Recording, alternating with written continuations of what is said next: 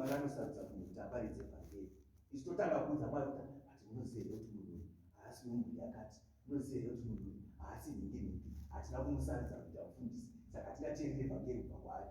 Mwari vari kuti Simon Peter, arise, kill him. Ndopakazonzi, iwe Peter, rangarira kuti chandinenge ndati chitsvene chitsvene, haungati chakasviba ndati chitsvene. Saka Peter one chityiso ichocho aiteerawo Apostle Paul. Nyangwe ndiye anga ari overseer wechechi, but anga akuteera zvinenge zvaitwa naApostle Paul, aona kuti akazodzwa naMwari munhu. Saka vakutsva kudaro. Ndopakazouya mamwe maJudha, because munobhenda muri tuka muchinopupura kune vamwe. Ndobva vamwe vazouya manje vana naJohani, vana Bartholomew, vana Matthew vauye vasvika, iye ndobva akunyara manje. Zvinhu zvinenge zvagara zviri mauri nguva kana zvisati zvabviswa nemweya waMwari zvinonyuka. Vasvika manje vari kuona Simon Peter aripo paya paya. Peter hachakwanisa kudzokera kunodya nemaredheni zvaimboita, akuzvitsaura manje kuenda kumaJudha. Ndobva Apostle Paul vauya vakati, iwe wakuitei? Iwe urikukangana kuti mazuva ese aya vanhu kwavangwasi akumutsemura vana vamwe wake manje. Zvikanzi wakuda kuzviita mutsvene iwewo, kuzviita muJudha. But nguva ese pavanga aripo, wavaudza here kuti waidya mapureti ake? Waipakurirwa nani? Taisasevedzana here navo vanavo? Asi nhasi wakuda kuzozvitsaura kuti handisi pamwe chete navo. Hazviitwe nemunhu anonamata izvozvo. Tendeuka kwazviri. Peter ndopazviniripisa akatendeuka. Saka nyaya ndinoda kungoedza kutsanangura ndeyekuti vhangeri rakapiwa kumarudzi ose. Kana nesuwo tinotenda Mwari kuti She vakatipawo vhangeri nechirudzi chedu, but tikasangana nevamwe vanhu vemamwe marudzi tinofanira kuvapawo vhangeri. Kana varipo tinoparidzirawo nelanguage yavanonzwa. Mweya Mutsvene uchazoita chishamiso rimwe zuva chekuti vanhu vachanzwa nerizwi rimwe chete, tichiparidza zvimwe zvichida pamwe neshona yacho vachizonzwa. Kana pamwe tichiparidza muchashamisika rimwe zuva mongonzwa ndakuparidza nechimwe chirudzi, musavhunduke. Mweya Mutsvene waMwari unoita zvinhu zvakadaro. Haleluya. Tisati tatanga vhangeri ndatomupa ziviso. Tine chiziviso chakanaka sana chekereke yaMwari kusimbiswa kwayo kuZimbabwe. Handino kana ndakazvianaunza pabhuku kuti kwakatenduka vanhu 8 kuZimbabwe. Handizivi kana ndakazvianaunza. Uye mutungamiri wekereke yaMwari kuZimbabwe yakataura nezuro zvikuru vachinditsanangurirawo nemitingi yavakaita kuZimbabwe. Ndofunga kune ava vanonyatsonzwisisa nyaya dzacho dzakamira sei, paine kaishu karipo. Saka vakazopa maannouncement avo, vakataura neleadership yekuChurch of God of Prophecy, sekuru Mangozho, vakataurirana zvakanaka, vakaonekana zvakanaka neleadership yekuChurch of God of Prophecy. Saka havachisiri pamwe chete.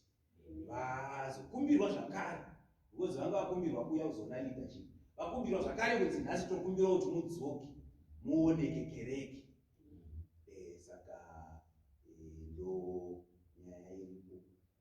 Havachisiri divided kuti mamwe masevhisi vanomboenda uko, mamwe masevhisi vanomboenda uko.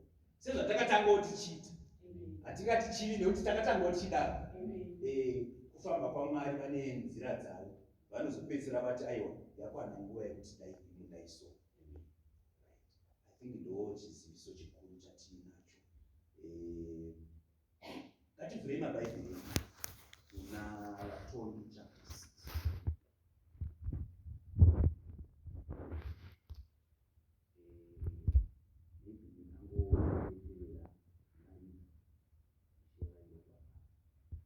Jehovha Mwari ndinokutenda nekuda kwevanhu. Yamakandipawo mukana kuti ndigomirawo pamberi payo. She handikandani, ndinogara ndichirangarira nguva dzose kuti kereke ndeyedu, ndine mutungamiri. It's just a privilege. It's just a privilege. Handisiri nemuridzi, ndine muridzi. Ndosaka ndichigara ndichidzoka kwamuri, ndichikumbira kuti ndipei chekuvamba. Ndichigara ndichikumbira kuti mutipe mari, nekuti handina changu. She ndibatsirei, urayai muviri wangu, urayai pfungwa dzangu, urayai ndangariro dzangu, urayai maambitions angu, urayai kana ego kana pride kana chii chingabve mandiri ndingosabvisa kumweya wenyu, nekuti mweya wenyu ndiwo wakarura, mweya wenyu ndiwo une simba, mweya wenyu ndiwo unoziva, uzere nezivo, wisdom yakakumbirwa naSolomoni ipeiwe Ishe kuti ndikwanise kuitira vanhu venyu zvakaringana zvinobva kwamuri. Tungamirai muropafadzo maridzo iyi nemuzita raJesu Kristu mumuswe. Amen.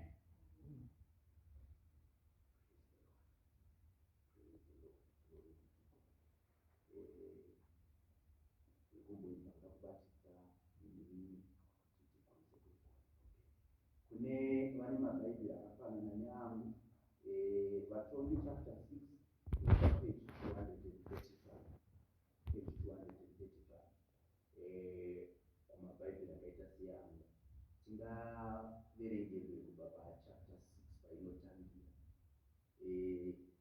Mwari vaitivo vanga vaine urongwa hwavo.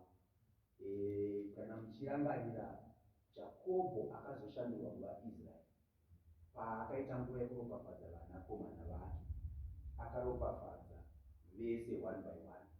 Paakazosvika pamusoro waJudha, ane zvinhu zvaakataura, akaprofita. Haleluya. Ndobva aprofita kuna Judha achiti tsvimbo yeumambo haichazombofa yakabva kuna Judha. Haleluya. Ndobva atanga kuprofita umambo pana Judha. Aiprofita David pa.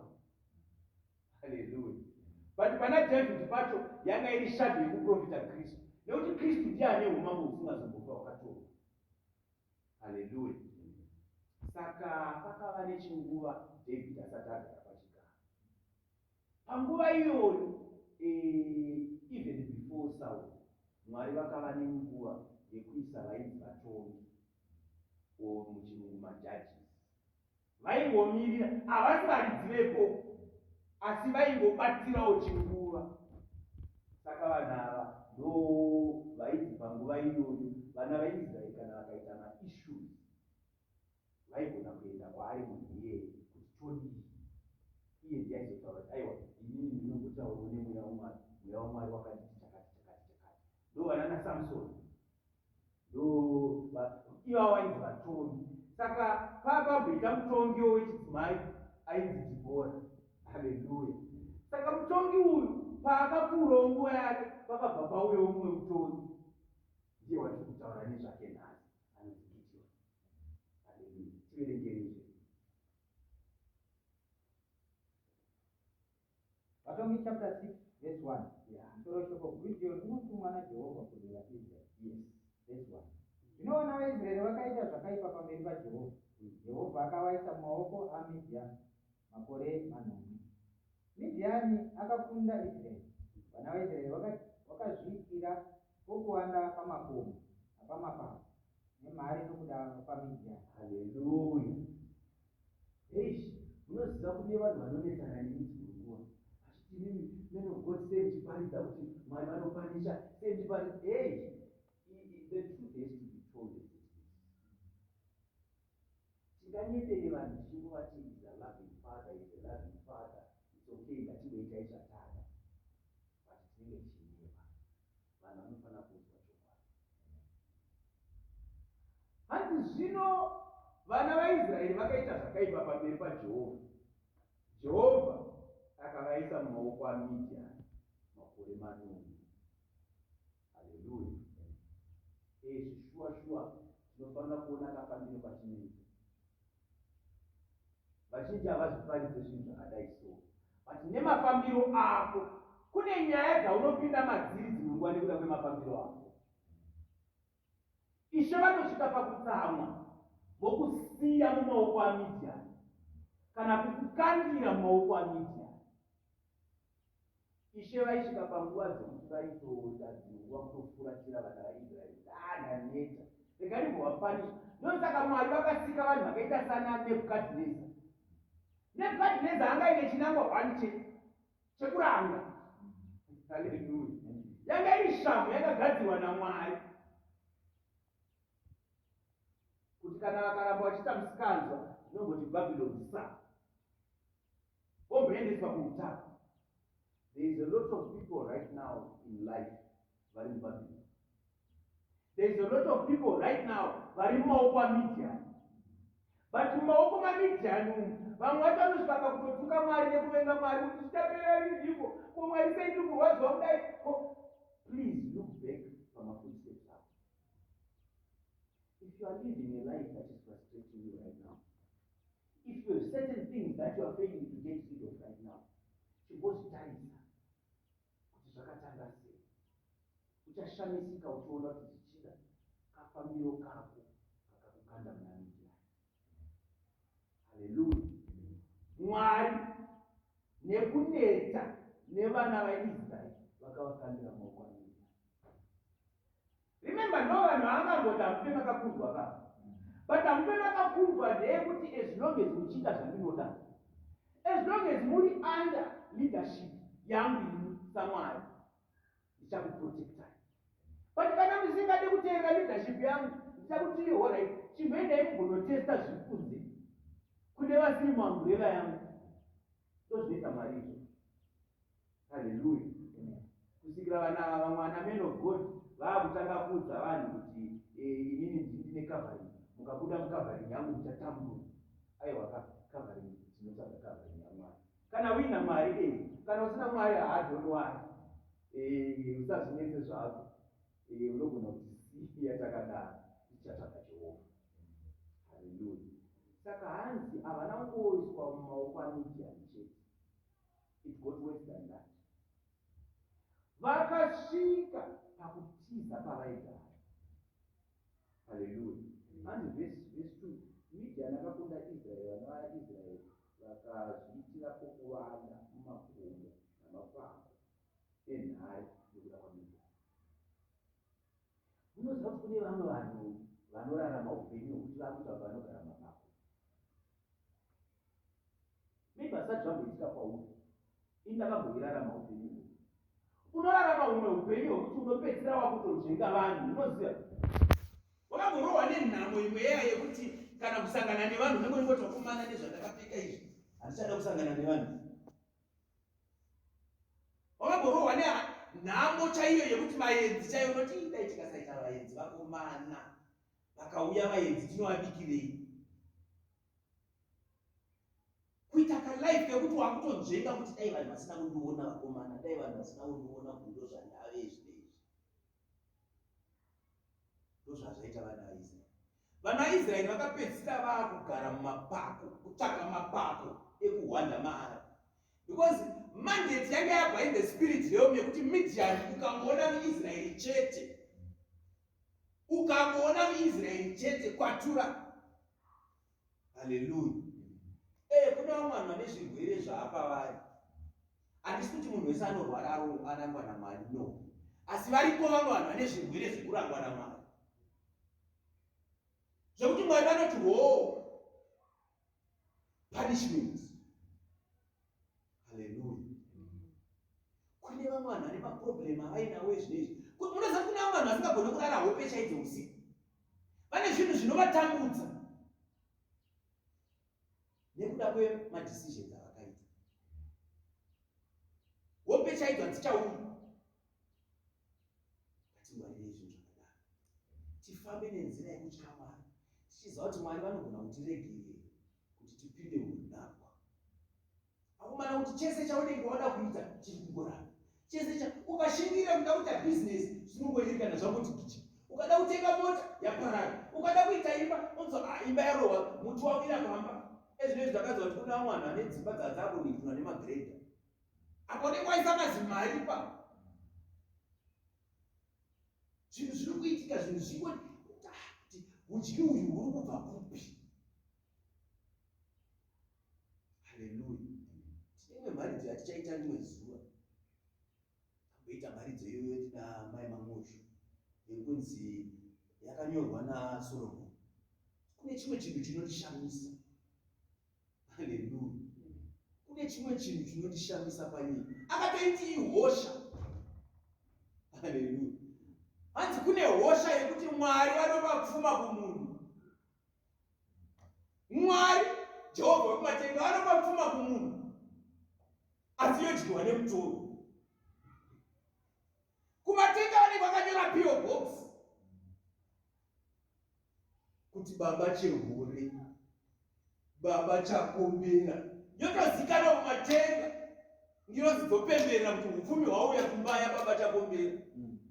But baba chakombera does not taste it. That is what it is. And you wash. Uvuka maona batoti maybe ndikuda my fasting prayer. Aiwa! The problem is not my fasting prayer.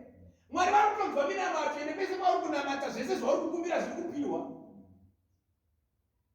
Ukangoti ishe ndikuda chakati kuti ishe ndikuda chakati but nyaya iripo ndeyekuti ihosha. Upfumi huri kupiwa naMwari. Hakusi kuti Mwari vati handichakupe upfumi. Unohupiwa. Munhu anotanga bhizinesi yake agoita mazimari. But mazimari aya ari kuita aya. Pane kuti aende nevana vake kunovaka something, mari inoperera kufamba. Ihosha. Hallelujah. Munhu achipinda mupower so anotaura kuti tiri vangari muno, tiri vangari tinoda kutsvukisa matebho. Don't worry. Munhu wese dzorerai mawallet enyu. Dzorerai mawallet enyu. Vane motikari endai munoisa mawallet mumotikari. Nhasi ndiri kutenga. Taiudzwa nevamwe veya it's 1.5 or 1.3 million. Ihosha. Hallelujah. Yekuti Mwari akupa upfumi. But upfumi uyu uchadyiwa nani? Nemutoro. Shoko raMwari kunoziva so. Rinopa wisdom. Ndosaka ainzi akaine uchenjeri mukomana uyu mani. Hakuna munhu till today hakuna munhu ataita uchenjeri hwakadaro. Wokuti aitarisa achiona zvinoitika mumweya, achiona zvinoitika panyama, otoona kuti ihosha iyi. Ihosha huru. Akati ihosha huru. Haana ngoti ihosha chete, akati ihosha huru. Thank you, Lord. I don't know, the Holy Spirit is taking me there. Zvichida pamwe pane mumwe munhu ari kurarama muhosha. Wokuti problem haisi breakthrough. Breakthrough iripo. Problem haisi kuti Mwari havasi kupindura minamato, vari kupindura. But pachinenge chauya kwauri manje, you are not enjoying the benefits of what God has given you.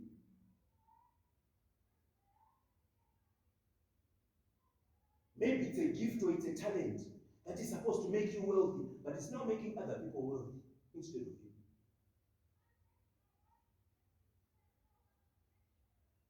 Kuvakira small house. Unzwa munhu ane small house 4. Akavakira dzimba akati munhu iye aifanira kunge akatoti vana vake nemudzimai wake yatoinheritance. Kana vabereki vake kana kuti iyo zvake. Ungozororoso achinjoya mari yaakapiwa naMwari. But mutoro. Ndo zvazviri kuitika kuvana vaIsraeri. Vairima. Akomana kunoza kurwadza kunoita kurima. Votanga kurima kuchera pasi. Vodyara. Vapedza kudyara. Vosakurira. Vapedza kusakurira. Vokohwa. Vapedza kukohwa. Pavanenge vakuti taakuzodyawo manje.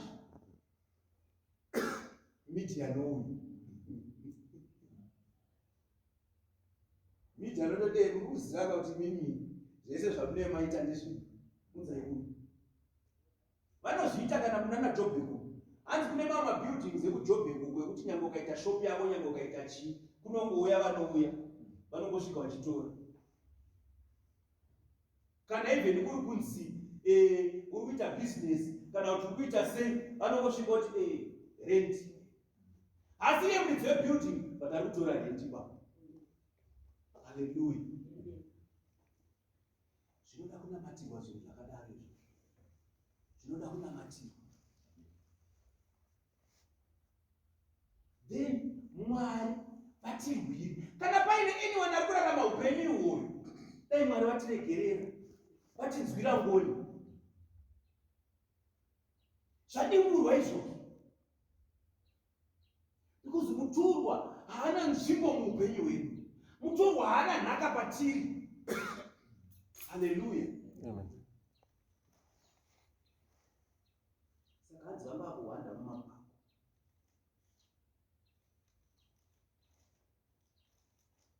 Nenhare nokuda kwaMidhiani. Verse 3. Verse 3. Nokuti vaIsraeri vakati kana wakusha vaMidhiamu navaAmareki navana vaMabvazuva ndokukwira kuzorwa navo. Vakadzinga matende avo vakatarisana navo ndokuparadza zvibereko zveminda kusvikira paGaza. Havana kusiyira vaIsraeri zvokudya kana makwai kana mombe kana mbongoro. Hallelujah. Praise the Lord. Sorry, to those who have come in, I don't know if you guys, all of you understand Shona. Oh, English. Okay, let's see what we can do. Hey, this is a bit complicated now. I'm trying to think what would be better. Either I switch to English or I get somebody to interpret. All right, it's okay. It's okay. We will start again in English. What we are talking about today, we are reading from Judges chapter 6. Judges chapter 6. The book of Judges comes after, I think, Joshua, if I'm not mistaken. Genesis, from Numbers, Leviticus, Deuteronomium. It was just after the children of Israel got out of Egypt, because Moses wrote his books, and then Joshua took over from Moses, and then just after Joshua, there were judges. And I also started off by explaining who and what the judges were. That God had always had a plan to have, I think I'll try to use my phone. I don't know if it still has battery power. Okay, to use it as a Bible, because it's got the English version. So I was just explaining that God had always had a plan for King David to become king of Israel. And King David, signifying or resembling the Lord Jesus Christ, because we call him the son of David. And David was actually a mirror image of preaching Jesus Christ. And because of David, when Jacob was blessing his sons, he blessed Judah, and he said the scepter will not depart from Judah. For Judah's son will always be king. It was prophesying not just David, but Jesus Christ. That's why even when Solomon sinned, God was angry with Solomon, and he says, I will take the kingdom away from Solomon. But then he remembered his covenant, and he said, because of this, I will only take 10 tribes away from you, and the 2 remaining tribes, because of David, I cannot take away. That's why we then had Judah and Benjamin on one side, and then the other 10 tribes on the other side, which then became Samaria. When they went to buy that city by themselves, and they made it the capital city, and it became Samaria. So when he blessed him, he said that. So I was now explaining that before the king, there were judges. And today we're reading about a judge called Gideon. So in verse 1, it says, the children of Israel did evil things in the sight of the Lord, and the Lord delivered them into the hand of Midian for 7 years. And the hand of Midian prevailed against Israel, and because of the Midianites, the children of Israel made them dens, which are in the mountains and the caves, and strongholds. And I was also explaining that sometimes people go through certain things in life, and they don't know why they're going through what they're going through. But most of the times it's because of your actions. When you go away from God, or when you worship God in a different manner, that is contrary to the manner that he wants you to worship him. Because remember, God has a set way of worshiping him. There are things that God wants, and there are things that God doesn't want. People will do things thinking they can decide what God wants or what God should accept, not knowing God has a certain way of worshiping him. Someone will say, no, I have my ancestors. I believe in my ancestors, and they take me to God anyway. Is that what God said? You do not teach God what to do, God teaches you. So if you want to go to Sangomas and you want to do other things, and you get your stones, and you get your bones, and you get your traditional clothes and items and clay pots and sticks and all of those things, God does not want those things. So to him, it's an abomination, and he considers that worse than somebody who's not worshiping God. Because it's a defilement. Now, because of such things, those things have other things that they bring into your life. That's what we're talking about now. That God allowed Midian to start harassing the children of Israel. Just like some people right now are living a life where God has allowed certain things to harass them. You have people who have certain illnesses that have been allowed by God. Certain misfortunes that God has allowed. God sometimes opens the door based on what you've done. And He allows those things to trouble you. We have instances where you can lose your job and you know this was my fault. I am the one who did A, B, C. If I didn't steal, I would still be employed. We have an issue right now that people don't talk about, even in the workplace. Do you know, women don't know, sometimes your husband will get fired from work. He will not even come and tell you that I was fired for sexual harassment in work. He will not. How do you tell your wife something like that? But those things, these are realities I'm preaching about. These things happen.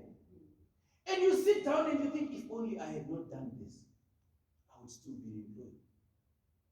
Sometimes a husband is fired for stealing. Maybe he's embarrassed to come and say, hey, you know what, I stole there at work. But then these days you have wives who also say, it's okay, you should steal, you're bringing money into the house. It happens. But I'm trying to explain certain things that we do. That we bring these things upon ourselves. We bring these things upon ourselves. And this is what happened to the children of Israel. They brought it upon themselves. God had promised them that I'll always protect you. And you'll never be defeated in war. No one will ever bully you. I will always protect you. Just like as Christians, God has said no one will ever do anything bad to us. Whether witchcraft or anything, that's why we laugh at those people. They want to use their muti on us, we laugh. Why? Because God protects us. But it's because we are doing what God wants. Now, if you move out of what God wants, then you are exposed. Verse 3.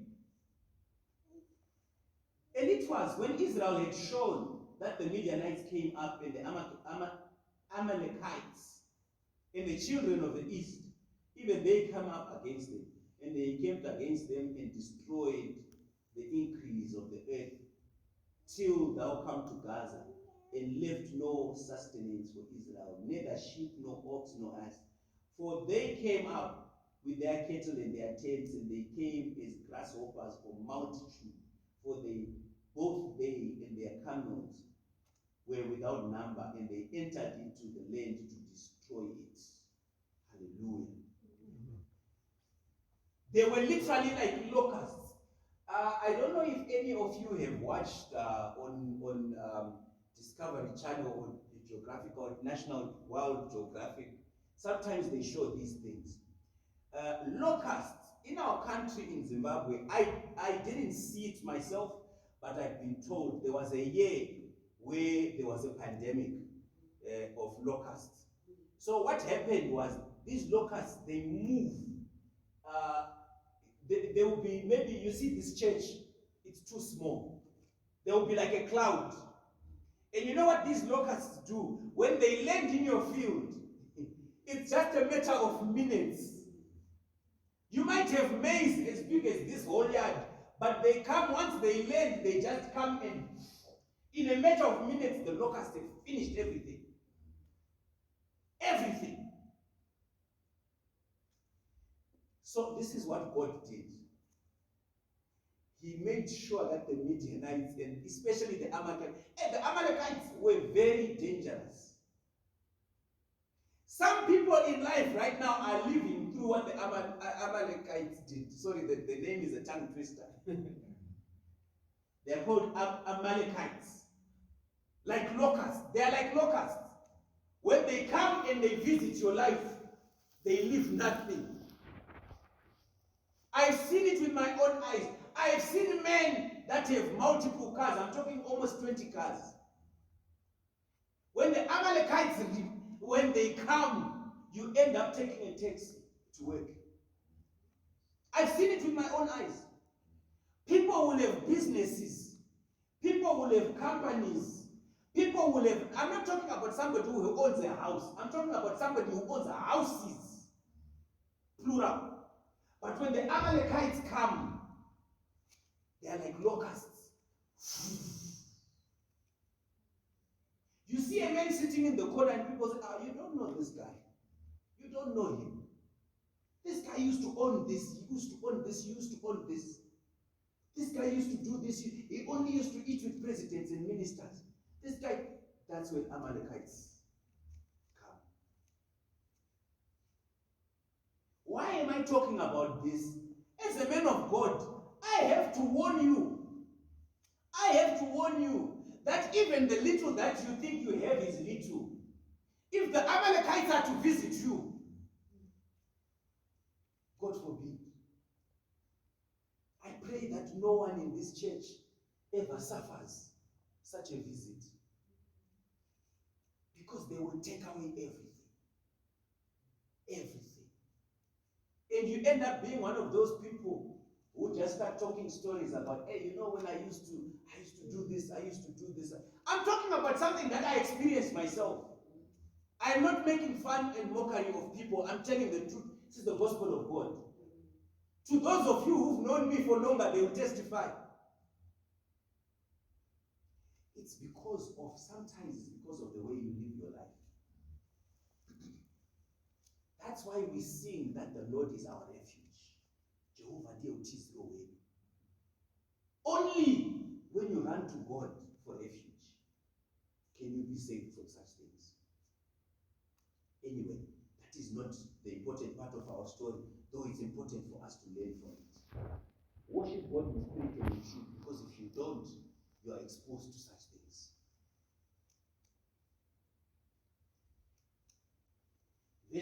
Verse 6. And Israel was greatly impoverished because of the Midianites, and the children of Israel cried unto God. I also need to explain something.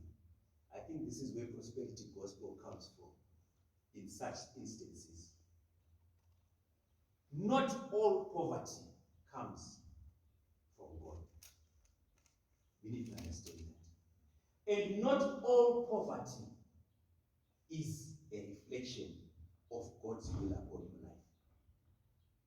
There are people that have poverty upon them based on them not obeying God as a punishment. There are people that have poverty upon them not as a reflection of God. Because remember, God says, I've created both rich and poor. It has pleased me. That's why you see this brother will stand there and this brother will stand there and this one is lighter than that one. It pleased God to have that contrast. Just like he created flowers. The other day I took my family to, what is this place called? What is this place called in Pretoria? Union Buildings, thank you. And there's a part in front of Union Buildings where people have picnics. It's different flowers. And you see how amazing God is. Some flowers are yellow, some are red, some are blue, some are purple, some are green, some different colors. It pleased God to have them like that. That's how human beings are. It's just foolishness that people start looking at each other differently and they think, because I'm lighter than you, because I'm darker than you, because that's nonsense. God is just happy with all of us. That's why we have the same blood, we breathe the same oxygen, and we are human beings. Hallelujah. But going back to the issue of poverty, this is poverty that was brought on as a punishment. So there are people who suffer from poverty as a punishment. And these are the kind of people that when they repent to God, their life changes. That poverty will go away. Because it was a spirit. Hallelujah. So this poverty was so bad that they had no choice but to cry to God. Sometimes things happen that bring you to your knees. And you don't have a choice. In the end, you say, God, please. Verse 7.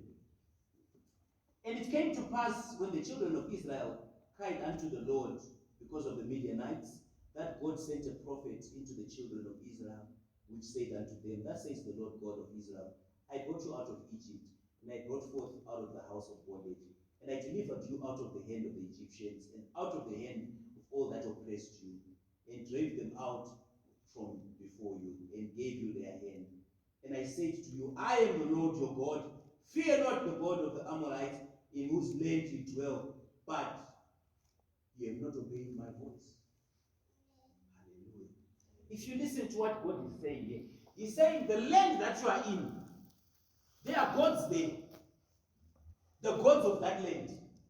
But fear not, because I am the Lord God Jehovah. As long as you listen to what I say, you will not be affected by these gods. Hallelujah. But what about if you don't obey him? What happens? This world we live in has got a system. Hallelujah. There is a system of this world. The gods of this world have set the system. Thank you, Holy Spirit.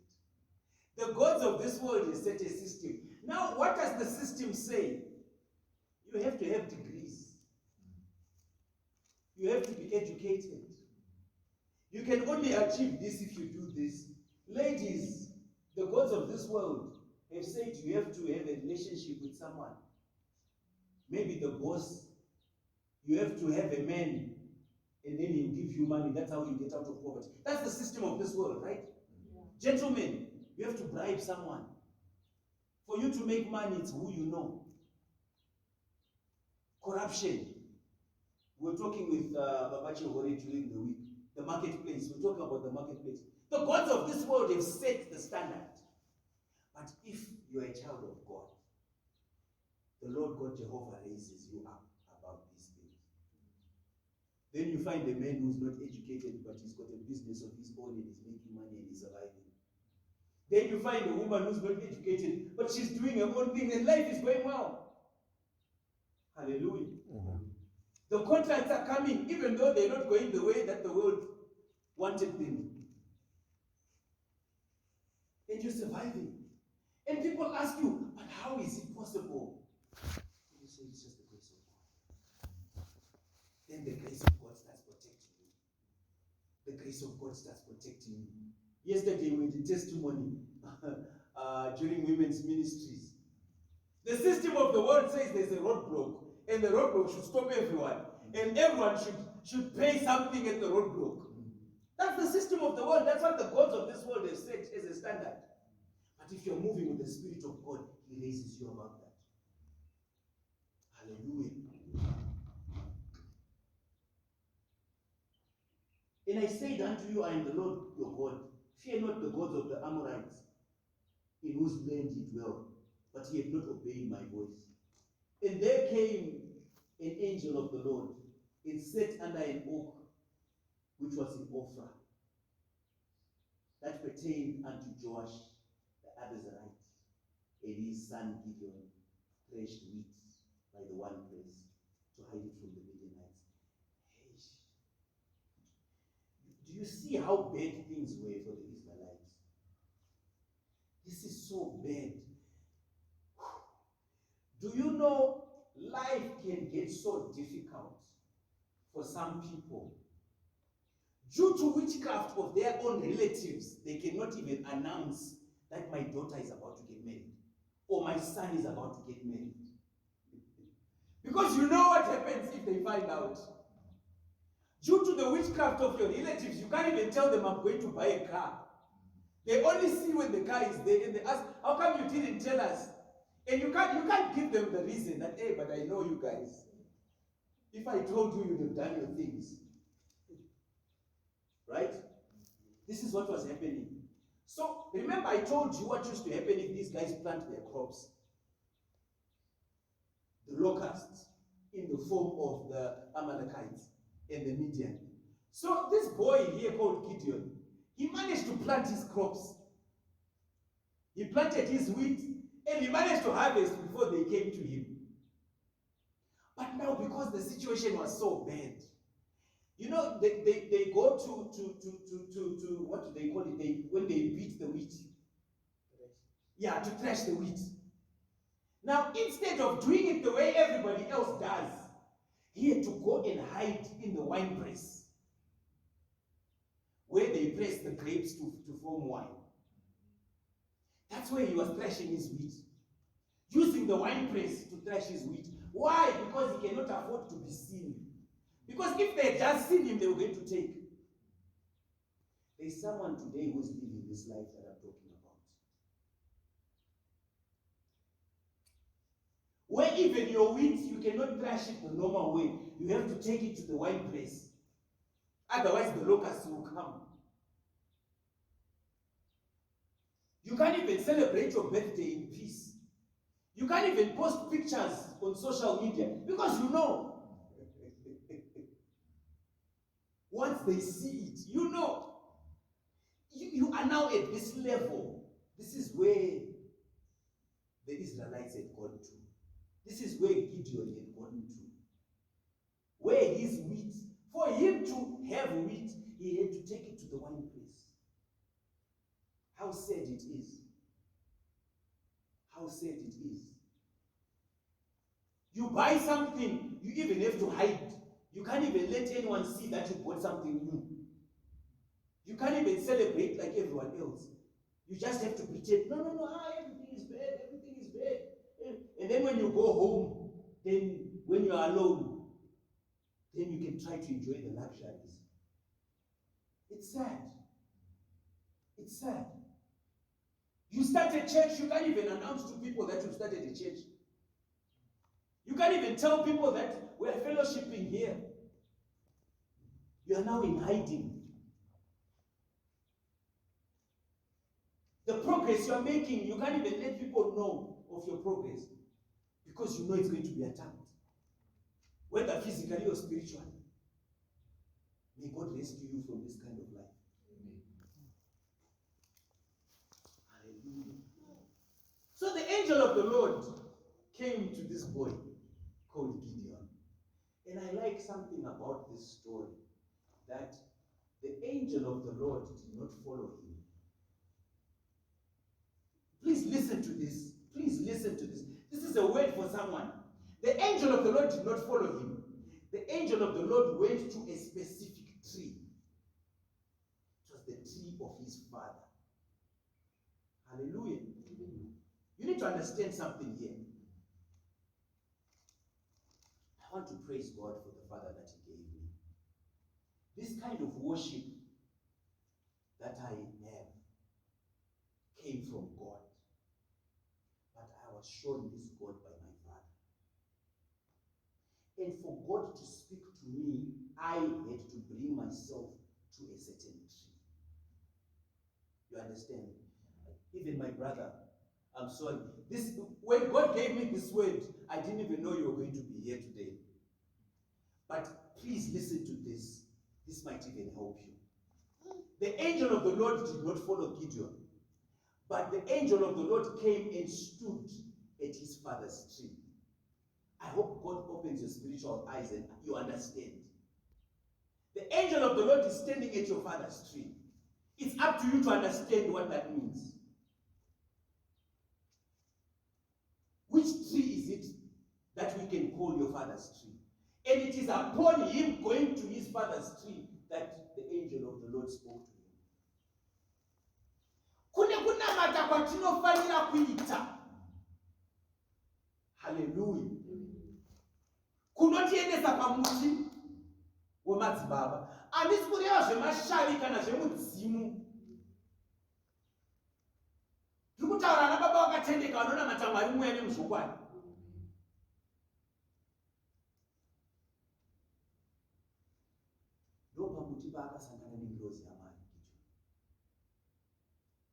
I also want to, oh, praise the Lord. Let me explain. The ministry of angels is something that a lot of people don't understand. The ministry of angels is something that people don't understand. There are specific angels for specific things. You have angels like Gabriel. You have angels like Michael. Hallelujah. There are also angels that do not have names. Please hear me well. There are angels that do not have names, but these angels stand in place of God. You understand? There are times when God comes here on earth as himself. And that's why we worship the Lord Jesus Christ. Just like when he came to speak to Abraham as Melchizedek. That is the Lord Jesus Christ. When he walked, we were talking about Nazareth in Galilee. That was the Lord Jesus Christ. He is God. When he comes here, when he manifests in the physical, he manifests as Jesus Christ. But there are some assignments where he comes and he sends an angel standing for him. That's why you'll hear when Moses was walking with the children of Israel and the Egyptians came, the word of God says, the angel of the Lord then went and stood and caused darkness this side and light that side. Do we follow? I hope somebody understands what I'm trying to say. So there are times when God comes here, but he comes as the angel of the Lord. This is what happens here. It's the same as you are talking to God, but it's a representative of God. That is what happened here. So this angel then, praise the Lord. And there came an angel of the Lord and sat under an oak tree that was in Ophrah, and pertained unto Joash the Abiezrite, and his son Gideon threshed the wheat by the one press to hide it from the Midianites. And the angel of the Lord appeared to him and said unto him, the Lord is with thee, thou mighty man of valor. And Gideon said to him, O my Lord, if the Lord be with us, why then is all this befallen on us? So, this is something else I want you to understand. When God looks at you, he doesn't see what we see.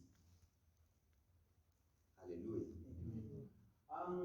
The country where I come from, in Zimbabwe, we've got a lot of people called, they call them sculptors. Now these sculptures, when they see a sculpture, we only see the sculpture as an eagle when they finish. Hallelujah. But the difference between you and I is, we drive past that stone, we just see a stone. When he's driving past, he looks and he sees an eagle and he says, wait, stop the car. I want that rope. Hallelujah. We are looking at this rope, we just see a hip, but he's seeing an elephant. He's seeing a rhino. You understand? That is what makes him carry that rope to his house. Because he has seen an eagle. Now the mistake that people make when they see someone like me, when they see someone like me, they can still see the rock. But they don't realize that God chose me because he's seeing that eagle already. He's seeing that rhino already. He's seeing that elephant already. You can see the rock because it's not yet the finished work.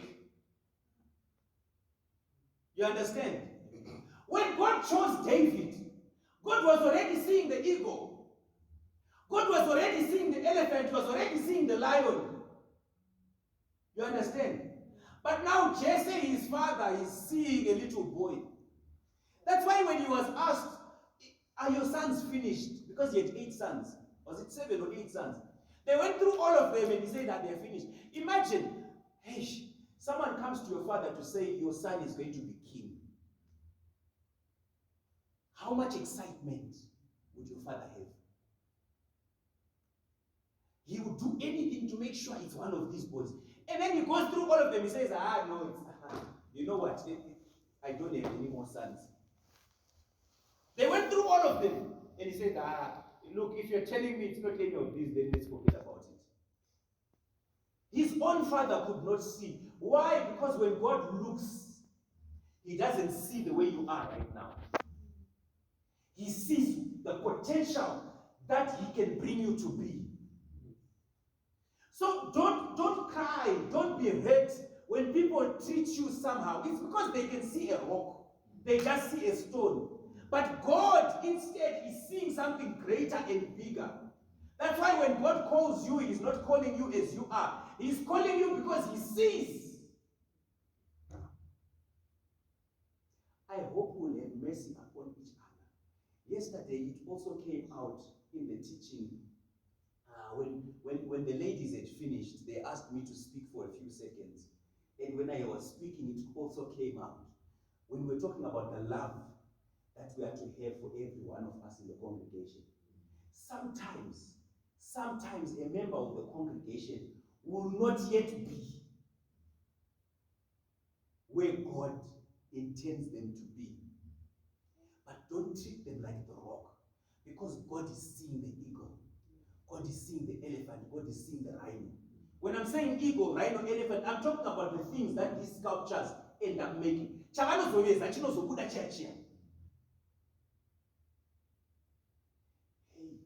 do you know this is why it's so dangerous?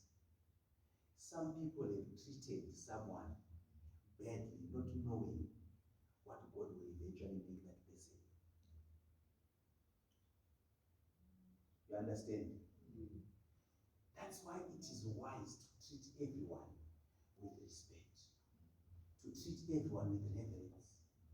You look at this man here and you treat him just like a man, but you don't know. Maybe God is going to make him a leader of nations. Hallelujah. And this is why when they saw Elisha, his ministry was just starting. No one knew who Elisha was. To them, they just saw a bold man. And they mocked him. But they didn't know who Elisha was. But the reverence of God is upon him, just as he will be when he comes to his fullness. Hallelujah. Just like Jesus Christ, when they met him in the synagogue, they should have realized. They shouldn't look at him as who he is right now, but who he will be. Now, what am I doing? I'm trying to bring you to this point where Gideon is greeted. And he says, mighty men of valor. And Gideon is saying, what? Mighty men of valor. I'm actually thrashing my wheat in the winepress. How can you call me a mighty man of valor? Because if I was a mighty man of valor, I would be going to thrash my wheat in front of everyone. And I'll say, I dare you. I dare you to challenge me. I am a mighty man of valor. But God was calling him because God sees the future. God sees. Some of you guys, you're looking at yourself the way you are right now. You don't know who you're going to be. But God sees. And God looks at you for what you will be. That's why some people couldn't join us when we were starting. Because they didn't see what we were going to be later on. Even right now, this is only the beginning. Some people cannot even see. I can see in the spirit that this place is going to be too small for us. 300 people is too little. But because some of you can only see the rock, they can't see the eagle. Hallelujah. If you are clever, this is the time to position yourself. Be faithful unto the Lord. Because who's going to be an usher? Who's going to be a pastor? Who's going to play in the band? This is the time. Pray to God, be cleansed, be born again, be sanctified, be baptized by the Holy Spirit. Who's going to pray for those people when we have 500 people attending each service? Hallelujah. When we're having 3-4 services a day, you think I'm going to preach to all those people? Who's going to preach to them? Hallelujah. So he says, mighty men of valor. And Gideon says, are you kidding me? Are you crazy? He says, why then is all this befallen on us? And where be all his miracles which our fathers told us, saying, Did not the Lord bring us up from Egypt? By now the Lord has forsaken us and delivered us unto the hand of the Midianites. And the Lord looked upon him and said, and this is why I explained what I explained about the angel. Do you now realize there is no angel that will be called Lord? You understand? Only God is the Lord, Jesus Christ.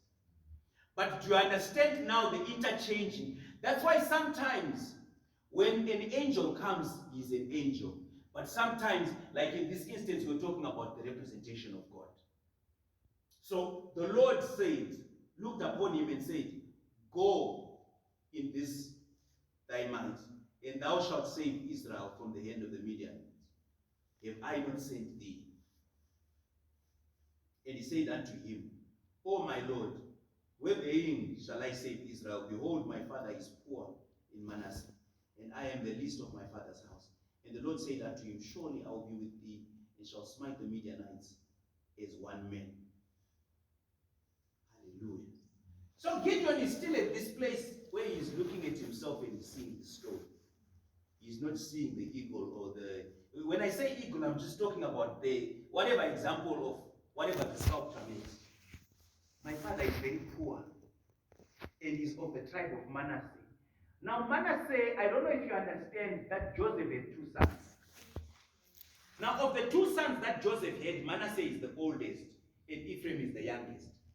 But now Manasseh was taken as, when Jacob was blessing the two sons, he said, I am going to make the older one the younger one. I'm going to make the younger one the older one. The blessing will fall on the younger one, and the younger one will be older. Till today, I'm about to turn 42. I've never heard anyone talk about the children of Joseph as Manasseh and Ephraim. Never. It's always Ephraim and Manasseh. It's because of the prayer that Jacob had. Jacob said it will always be Ephraim and Manasseh, not Manasseh and Ephraim. Meaning Manasseh was, in Shona will say Akazhidzwa. He was reduced. Hallelujah. So not only am I a descendant of Manasseh, but even among the descendants of Manasseh, my father is the poorest. So meaning my father is the poorest of the poorest. And therefore me being his son means I am insignificant. Hallelujah. Some of us, we look at ourselves from where we come from. We look at our parents, we look at our fathers, we look at ourselves, we look at our dwelling place where we are living right now. We look at our current state and we say, but I remember even myself saying, but God, who would listen to me? You want me to go preach to these people? Will they even listen? And this is what Gideon was doing now. But God is seeing a mighty man of valor. God is seeing a man who's going to deliver all of Israel. Some of you, God is looking at you and is going to see someone who's going to preach the word of God to people, and they're going to come into the kingdom of God. That's what God sees. And he said, verse 17, and he said unto him, if now I have found grace in thy sight, then show me a sign that thou talkest to me. Depart not hence, I pray thee, until I come unto thee and bring forth my present, and set it before thee. And he said, I will tarry until thou come again. And Gideon went in and made ready a kid and unleavened cakes and an ephah of flour and flesh. He put in the basket, and he put broth in the pot, and he brought it out and unto him under the oak and presented it.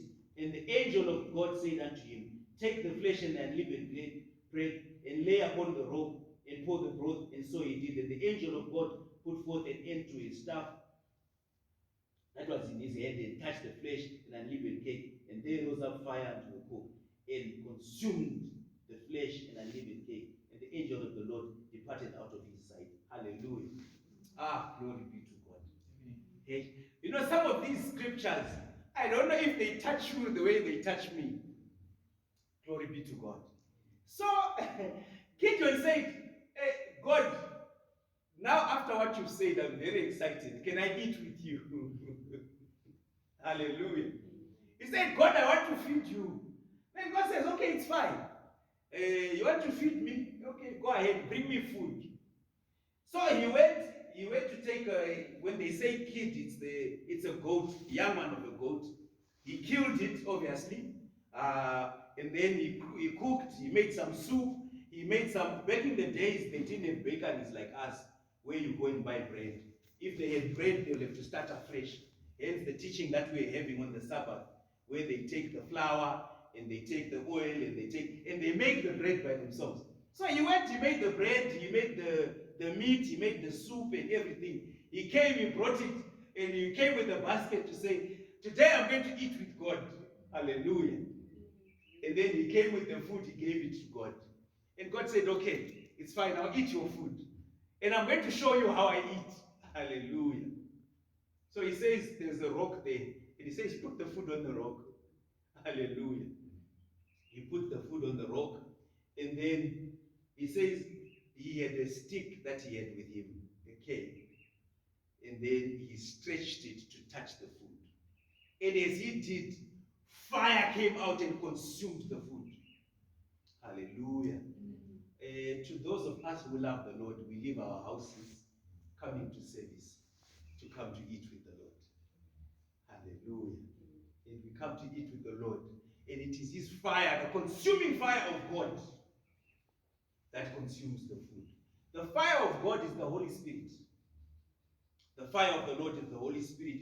And he not only consumes the impurities, he burns everything that is not supposed to be there, and it is destroyed. As we pray, and leave only that which is clean. Hallelujah. Hey, this is an amazing, amazing scripture. To those of you who love Bible study, I'm sure these are the kind of things that people should be reading as Bible study, explaining how God works. And I also love something about this boy, and you can now start seeing why God chose this boy. Because his heart and the way he thinks is different from everyone else. He even says, I want a sign. You know, it's so easy for someone to rush and say, God has sent me, God has chosen me, God, but you've never even tried to prove it. Hallelujah. So he says, God, I want a sign. If it is really you, I want a sign. Some of you will just dream dreams and they think, because I dreamt this and therefore it's going to happen. Ask for a sign. God, is this really you? If it is not you, I don't want it. I don't want evil spirits. You have dreams coming from demons, dreams coming from evil spirits, and you just run with it. Is this really you, God? If it is God, I am going with it. But if it is not God, may it never happen to me ever again. How do I prove that is God? God, if it is you, I want this sign and that sign and that sign and that sign. Please forgive me for the lack of faith, but I'm just trying to make sure, because as a God-fearing man, I don't want to do something that is against you. Simple.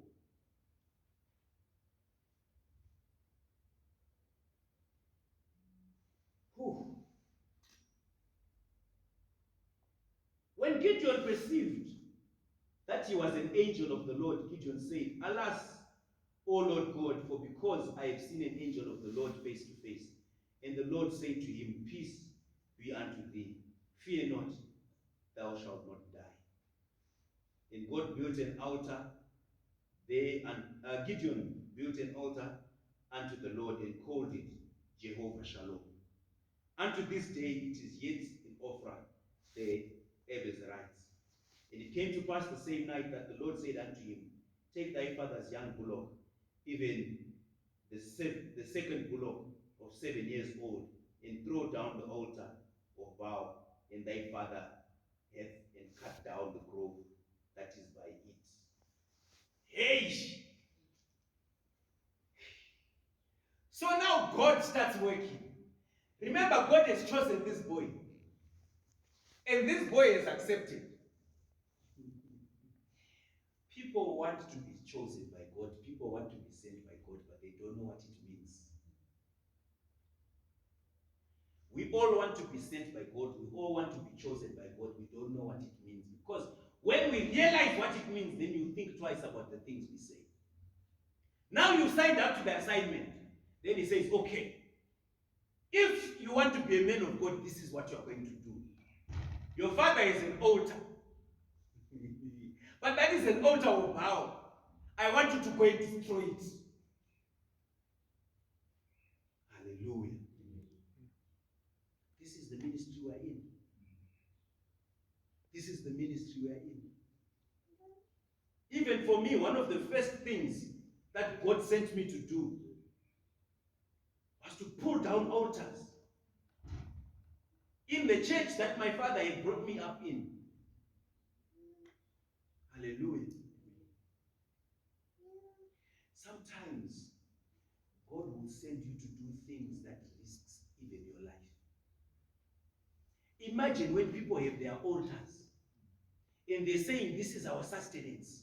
We all understand what altars are. We all know what altars do. And people are willing to die for their altars because religion is the most dangerous thing on earth.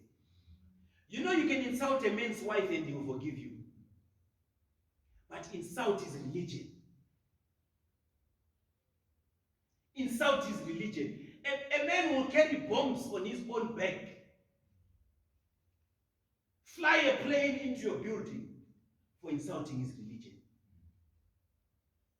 And now God is saying to Gideon, I want you to pull down altars. Hallelujah.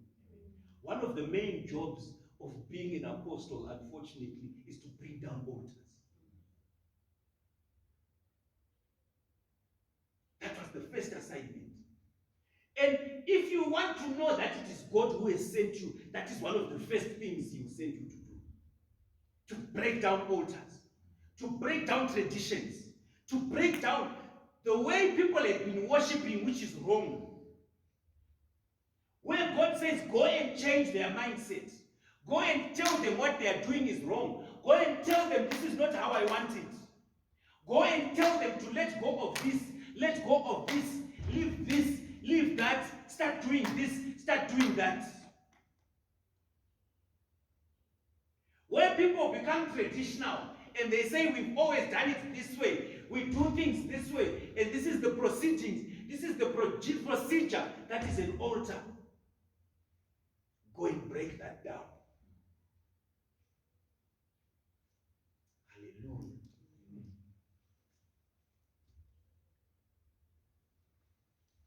And Gideon took 10 men of his servants.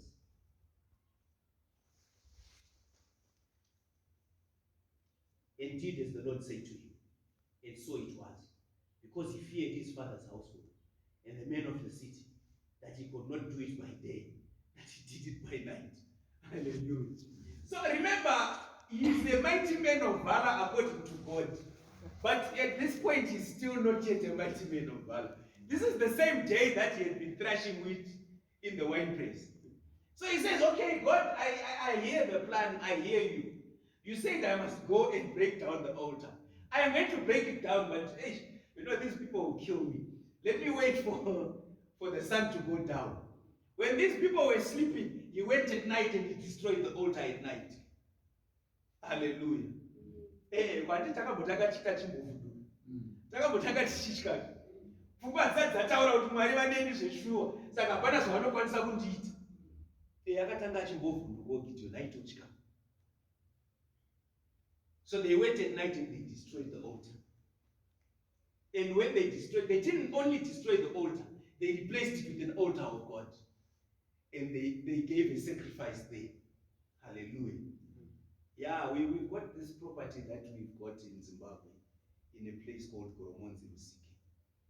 That was a very contentious place, where there was an altar. Apparently in our country, this place, this is where people used to go to when they want rain. I didn't even know these things existed. But I didn't realize that this property, my father bought this place, I think in 1980, 84, 85. And we were never really serious about this place. We would go there a few times. And I think ever since 1996, 96, we stopped going there. There were issues where people were taking other people's farms, people's lands, and all of that. And this place had actually been claimed by certain people. Then about a year or two back, my family got this place back. You know, we had to go through channels where you go and, you know, they have kings and chiefs of the area and everything. So we got the place back. I want to praise the Lord because one of my visions, we're going to set up a church there.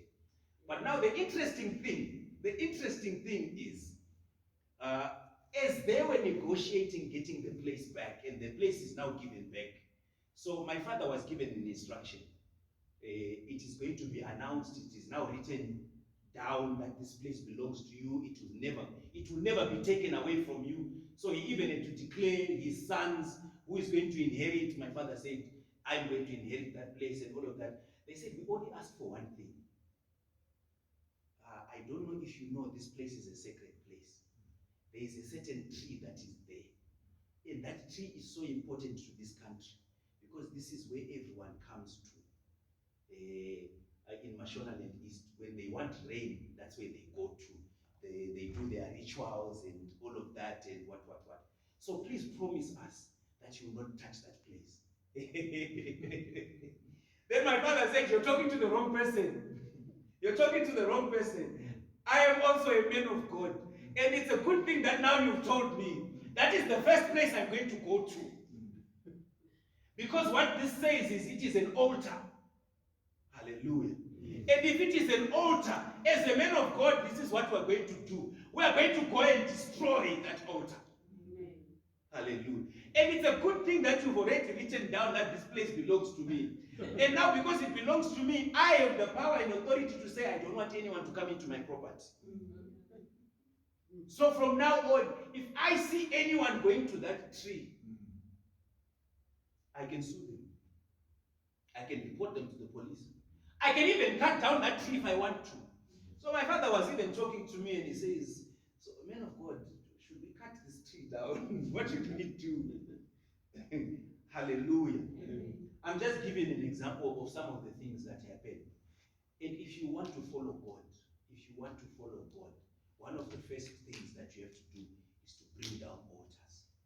Unfortunately, African families, all of us, I'm sure you know, I'm not telling you news. All African families, if you trace it back, there are spirits that were taking care of each family. That is how we get our totems. That is how we get, you know, when you have, I don't know in your countries if you have totems. We have totems where we come from. And each family has adopted a totem, and each family has, sometimes they will have sangomas they used to go to. That's why even with my relatives, we're having a problem right now. Because my relatives, they go to sangomas. And when they go to sangomas, the sangoma will tell them, no, the problem is there's somebody in your family that we can see. He doesn't want to come and join. And until he comes here, your things will not work. Now they're thinking my father is bewitching them.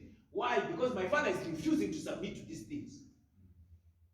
So those altars, if you want to be a man of God, if you want to be a child of God, they have to be brought down. And you have to renounce those altars and cut off and say, as for me and my house, just like Joshua said. Some of you, your children have addictions they cannot break. Why? It's because of these altars. Some of these altars, you see, the devil is very cunning.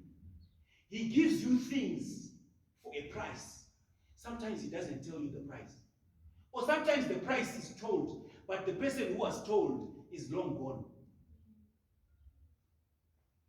Some of it is maybe your grandfather or your great-grandfather. Maybe your great-grandfather was told, okay, it's fine, but it means all your daughters will not get married.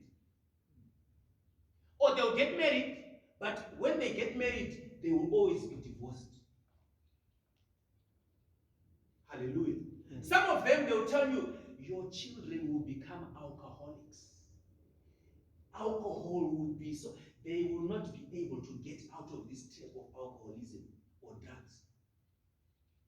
You know, I have met people, I remember the last time I told you, I've met people who tell you, my brother, I don't want to drink alcohol. I don't. But hey, if I could stop right now, people have told me to drink pig's milk. People have told me to do this. People have told me, I've tried everything. I've even gone for therapy. I know people personally who've gone for, what do they call it, Alcohol Anonymous, where people go for meetings and they go for counseling. And sometimes, and when I'm talking about alcohol, I'm not just talking about alcohol. Some people it's not alcohol, maybe it's sexual addiction. Some people it's masturbation. Some people it's different things. These are spiritual things. Unfortunately, as a man of God, I have to speak about these things. And some of them might seem embarrassing, but I'm helping your spirit, I'm helping your soul.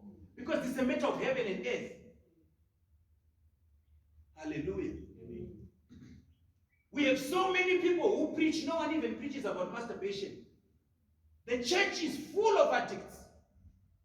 But because no one preaches about it, everyone thinks it's okay. What is causing you to do it? What is causing you to crave it? So these are the altars I'm talking about that have to be broken.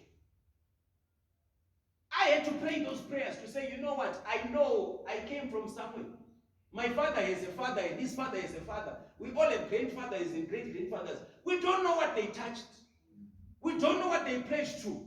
But I was not there. So I cannot be held accountable for that.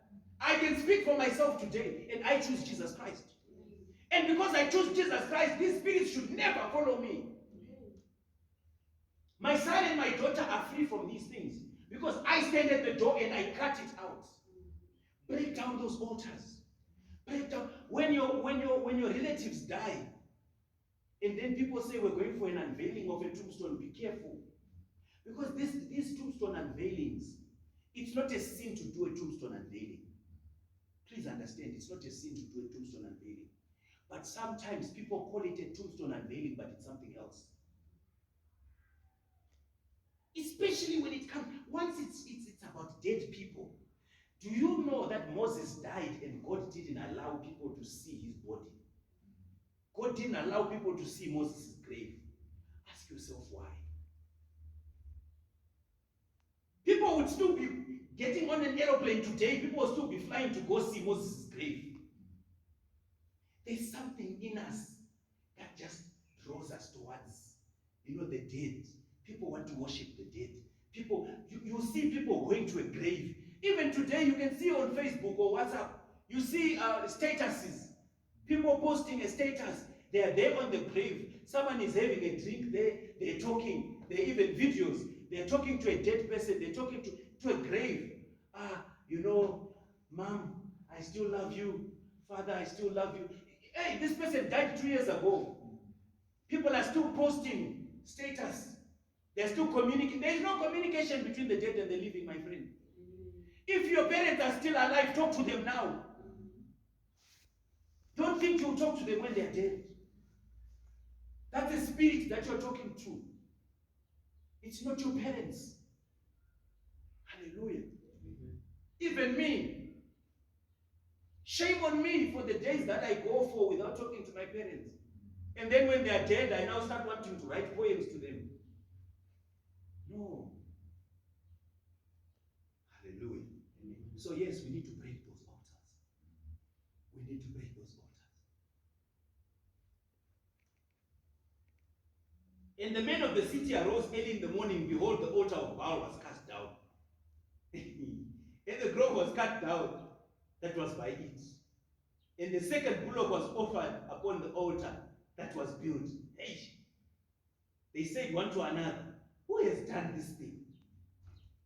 And when they inquired and asked, they said, Gideon, the son of Joash, has done this thing. The men of the city went to Joash. Bring out your son, that he may die, because he has cast down the altar of Baal, and because he has cut it down and grove, and the grove that was by it. Hallelujah. You see these evil spirits, some of them have ruled our families for centuries. Some of them have ruled our families for centuries. They now even have a legal right. They claim to own the families. So when you decide you want to give your life to Jesus Christ, and you start saying, hey, ancestors, you don't have a right to come, they will get angry. they would get angry. Just like these guys. Imagine they wake up in the morning, first their altar has been taken down. Everything is broken. What they used to call sacred and no one should touch unless they are doing their rituals, it's now broken down. And not only has it been broken down, something has been erected there. And someone has even offered a sacrifice there to God and not to bow. Hey, they said he should die. So they went to his father and they said, we heard that your son has done this. Now he must die. Just like these evil spirits, they'll even try to come and say, it's time for this son to die. It's time for this girl to die. I want to praise God for Gideon's father. And I think I should address this to the men. Learn to protect your children. You need to pray for your children. Even those that don't have children yet, you can start praying for them now. So that these evil spirits, because remember, praise God, the other day I was talking to Pastor Chakumbera and he asked me something about spiritual DNA. These spirits, they have a claim, and there is what is called spiritual DNA. That's why you'll find that sometimes a man will do something today. He might never meet his son, but you'll find out that the son is maybe doing the same thing. Hallelujah. And you wonder how it is possible. This one, he's a thief just like his father. Yay! Where I grew up in a neighborhood where there's a man that had a son, and he gave his son his name. So we just knew him as an old man. We didn't even know his past life. He's a decent old man, we respect him. Now his son was such a thief. The neighborhood was crying because of this boy. This boy, he would break into houses, he would jump over Jura walls, he would jump over. And then one day there's a woman that came to visit. So this woman was lost and she was going to his house. And then, so she met my mother. And then she was asking my mother for directions. I'm looking for such and such a man. You might not know him, but he used to be very famous. When he was young, he was such a thief, that guy. He was such a... My mother says, how old is this? No, he's an old man, but he was...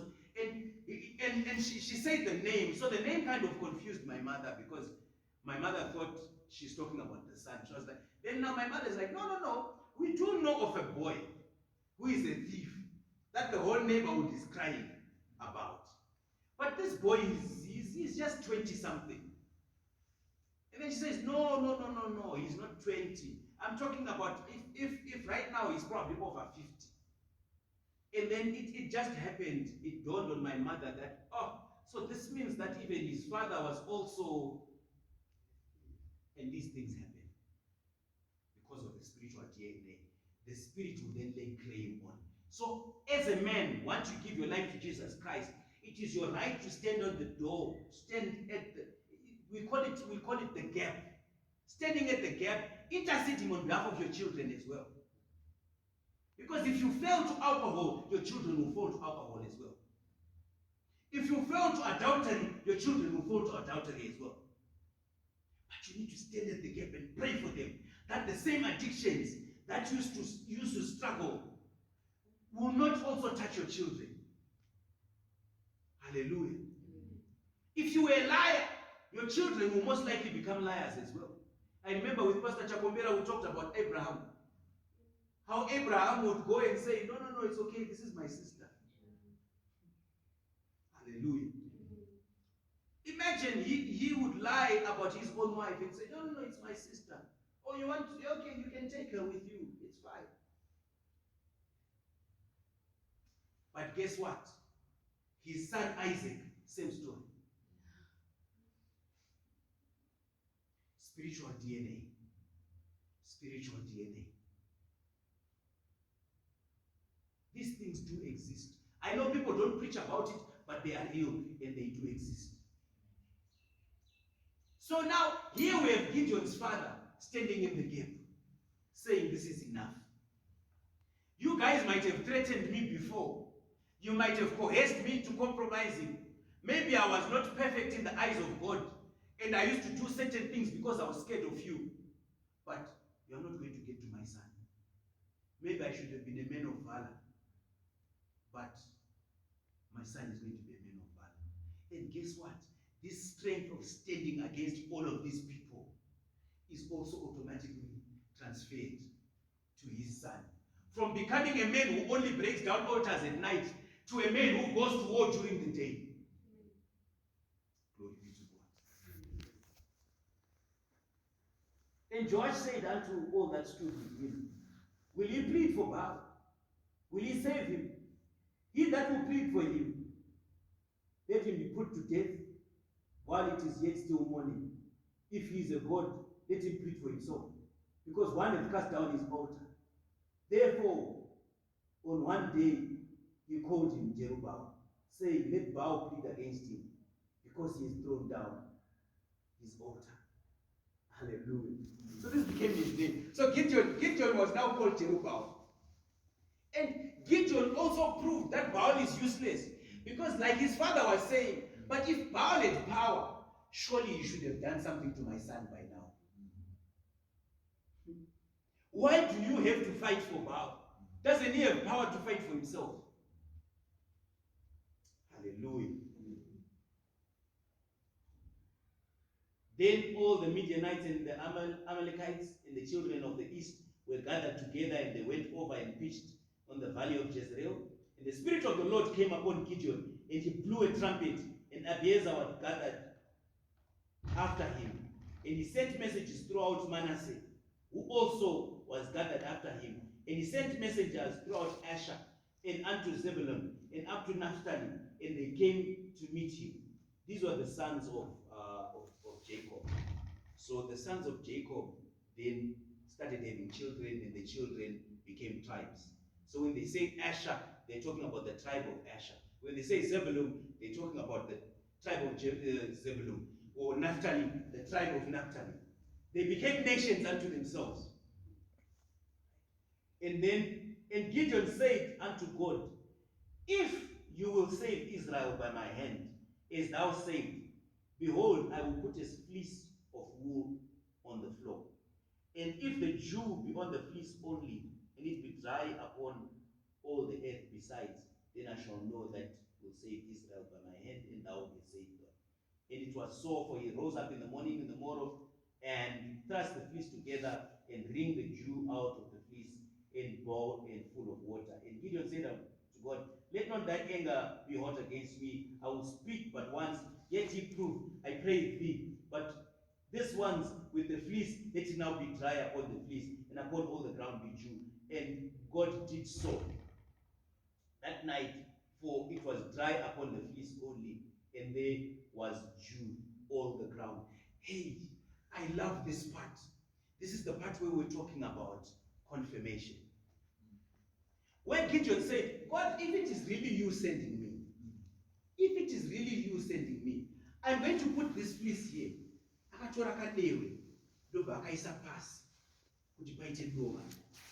And he said, I want everywhere to be dry in the morning, because we all know there is dew in the morning. So if it is you sending me, we'll wake up and everywhere it will be dry, but here on the fleece there's going to be dew. So he went to bed, he slept, he came back, and everywhere was dry. But the fleece did not only have dew, it was so wet that he could wring it and water was coming out. And then he said, thank you, God, but I'm not convinced. Please don't be angry with me. I am going to go again for a second, this time, so that it's not a mistake. This time I want the dew to be all over, but on the fleece I want it to be dry. Yeah, because sometimes I remember when we were still in the youth, we were taught that you cannot just marry any girl. You have to look for a sign. So you ask God for a sign so that you know which woman you marry. So you know what the brothers would do. The brothers would think of the slightest thing. to call that a sign, so that they can say, but God gave me a sign. You see that this sister likes wearing red dresses. And then you say, if she comes to church wearing a red dress, hallelujah. But deep down in your heart, you know, this is not a sign from God. You are just trying to be clever. So this is what Gideon was trying to move away from. He said, okay, first, we know that there is always Jew everywhere. So if it's dry and the Jew is only on the fleece, then we know it's God. But I want to be so sure that I'm not even going to be excited about it right now. I'm going to ask for another sign, which is the opposite of that. So if I say the sign should be Pastor Chakomera greeting me, then Pastor Chakomera comes and he greets me, then I'll say, okay, this time I want him to not greet me. So that you make sure. All this is talking about is making sure that when you hear from God, have you really heard from God? And how sure are you that it is God? So you are pleading with God to say, God, please make sure.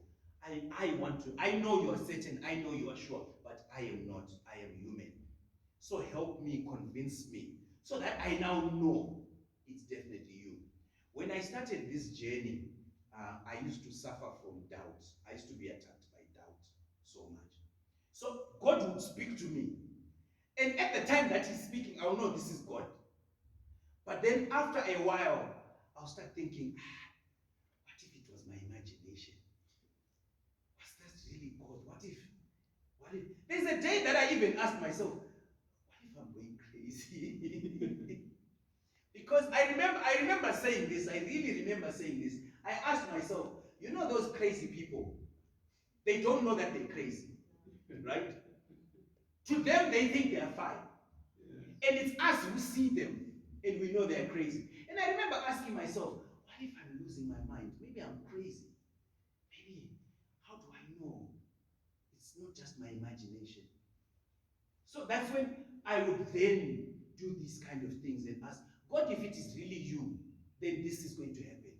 God, if this is really you, then I even at the moment where I would start saying, okay, if God speaks to me, I would wait for God to send somebody else to say the same thing. So God would sometimes send maybe two people.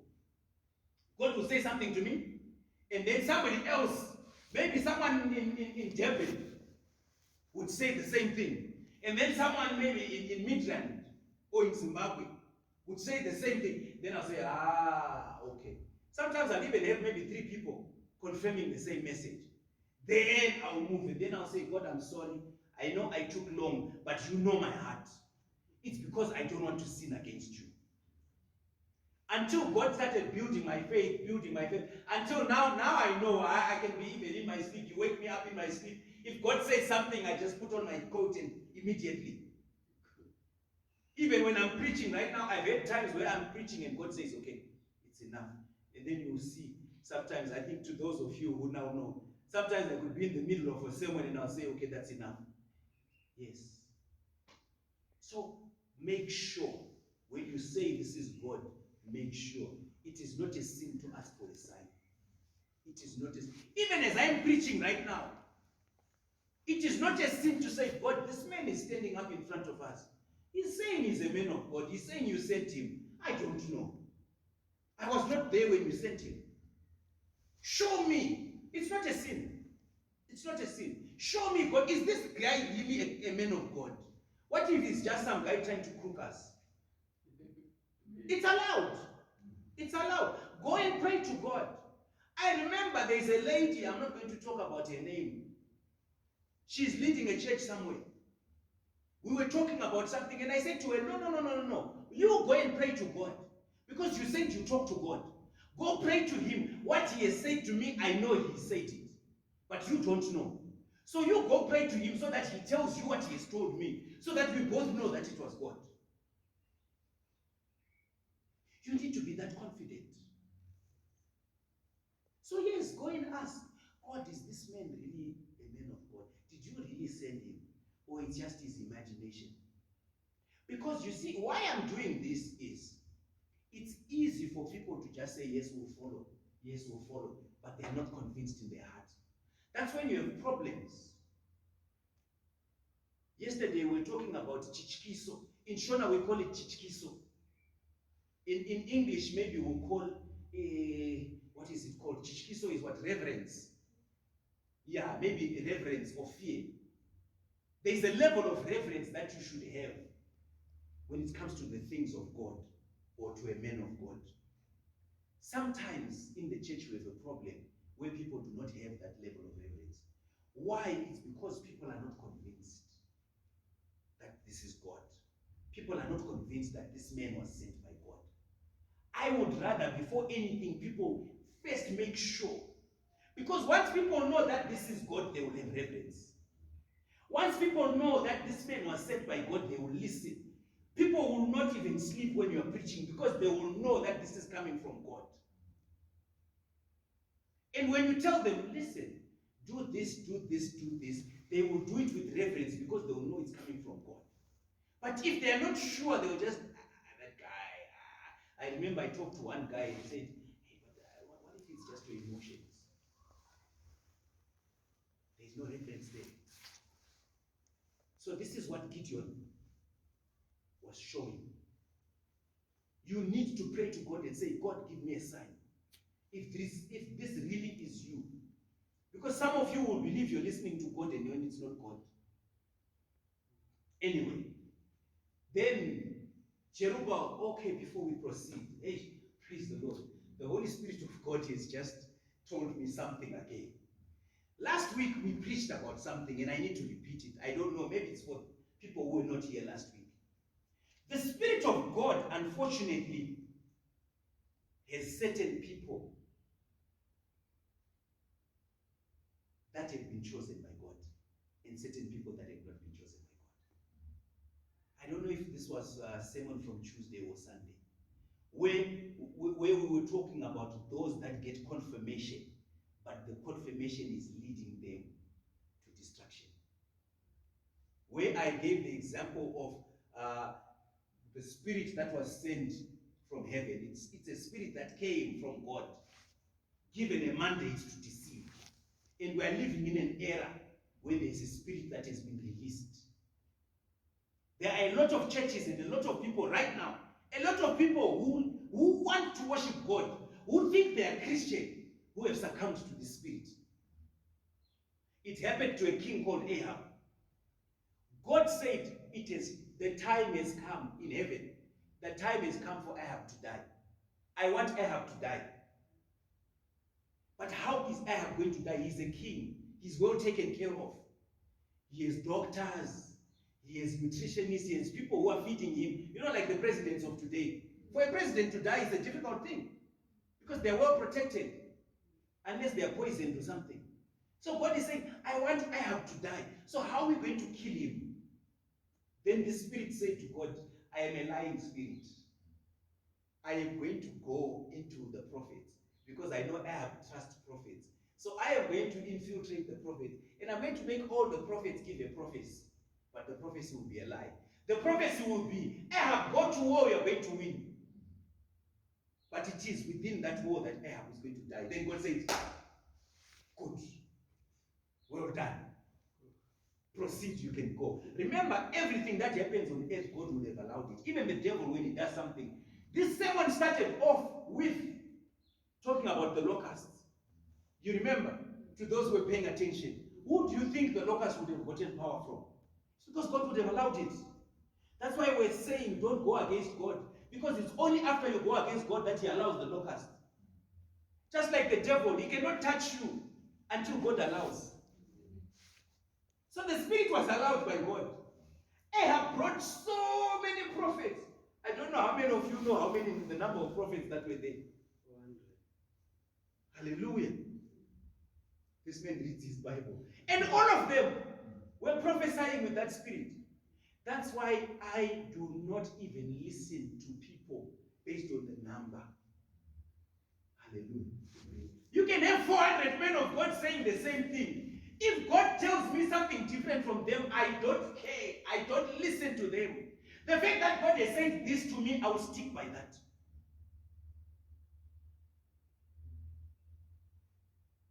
This might get me into trouble for saying this, but anyway, it's the truth. How many men of God came out on TV saying you can get vaccinated, it's okay? But God told me not to. Hallelujah. So even if you have 200 men of God saying this is safe, this is fine. Today, there was, it's so sad that we live in a world where we have these TVs and all of these things. And you have these people preaching on TV or YouTube or whatever.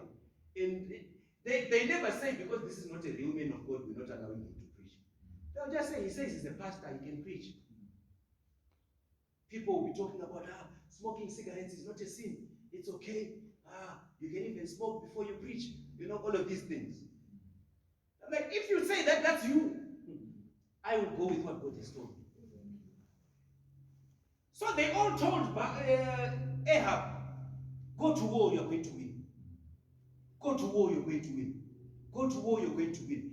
Another one even made horns. And he started doing this. He said, as these horns are piercing through the air like this is how you're going to do to your enemies. You're going to kill them. Hallelujah. Why am I bringing this up? It is just a warning that to those God loves, He will bring confirmation to bring them to holiness. He will bring them confirmation, just like we talked about how Simon Peter received confirmation that Paul was sent by God. But to others, He will even strengthen their error. He will strengthen their wrongdoing so that they are pushed towards destruction. Usually what happens, here is the equation. God sends a man of God to preach to you. And if you lack that reverence and you do not repent, He will call, we finished preaching. Altar call to those who want to give their lives to Jesus Christ. Come give your life to Jesus Christ. And then you hold back. You are not convinced. Then God says, okay, I gave you truth and you didn't receive, right? Because there will be judgment day. Now, judgment day, unfortunately, it's not for people who are. God doesn't want a situation where someone is like almost, He wants something that is clear. Even in Revelation, He says, you are not hot, you are not cold. He wants you to be either hot or cold. So what He will then do to those who are wrong, He then allows that spirit to push them over. That's why even this issue that people don't want to hear about, the issue of lesbians and gays, the Bible talks about it. The Bible talks about it. The Bible says there is a spirit that was allowed by God. Those people is because if you really look at their lives, if you really look at, there is somewhere that something has happened. But now maybe because of that, it's not enough for them to receive judgment. So God has given them over to the lust of their flesh. So be careful also when you seek confirmation. To those that God does not want, He will give them confirmation to keep going to those white garment churches. And they'll say, hey, my prophet can see everything. My prophet knows. Yeah, he told me there's a snake behind the house and I saw the snake behind the house. Confirmation. And your Sangoma will tell you that tomorrow you'll get a business contract. And you'll get a business contract. But remember, it's that spirit that has been allowed by God to push you. So that when it comes to judgment, there won't be any doubt. You will be a goat, you will not be a sheep. Anyway, let's go to chapter 7. Our time has moved. I think we're just going to try and breeze quickly through this chapter and finish. Then Jerubbaal, who is Gideon, I think I explained that, now he had this name called Jerubbaal. And the people that were with him rose up early and pitched beside the well of Harod. So most of the Midianites were on the north side of them by the hill of Moreh, in the valley. And the Lord said unto Gideon, the people that you are with thee are too many for me to give the Midianites into their hands, lest Israel vote themselves against me, saying, my own hand is saved me. Hallelujah. Amazing. Amazing. You are going to war. God says, bring me men that will go to war with you. You bring men. You're expecting God to say, well done. You brought so many men. God says, no, this is too many. This is too many. Some of you might be sitting in here right now. They're looking around at their chairs. And they're thinking, but shouldn't we be more than we are right now? Hallelujah. But God says to Gideon, you are too many. You are too many. I need you to send some of them back home. Why? Because I am going to perform a miracle. But I don't want you to think this miracle is because there's many. Hey, we were blessed by God to get this place. Now, if there was 500,000 of us and we got this place, being 500,000, and each one of us pays maybe 100 rand or 1,000 rand, surely would have been able to afford this place. But would we have given glory to God? Would we have realized what a miracle it was? Sometimes God does this so that you can see, so that you know beyond reasonable doubt that it is impossible for us to be able to achieve this. Sometimes God allows you to, you see, this is why we say, in my weakness is his strength. Because I know beyond reasonable doubt that I do not have the power. I cannot raise the dead. I cannot pray for a sick person and that person will be healed. I cannot, except the power of God. So I know it's God. I do not have the power or ability to sit down with someone as they tell me their lives and I give them advice. And exactly what I said happens. There's a man that has been talking to me over the phone. And this man, he was going through something.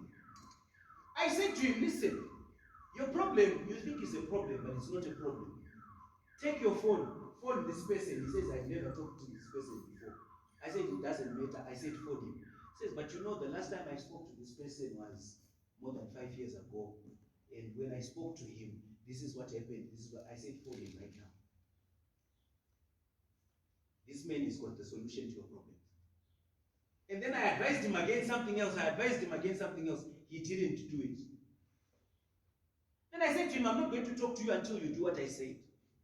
2 days ago, he phoned me. He said, you are really a man of God. You know, when I phoned him, he was so happy to hear from me. When I phoned him, he was so happy. He even said to me, I know about all your issues. And when people try to talk to me about you, I told them I'm not going to be involved.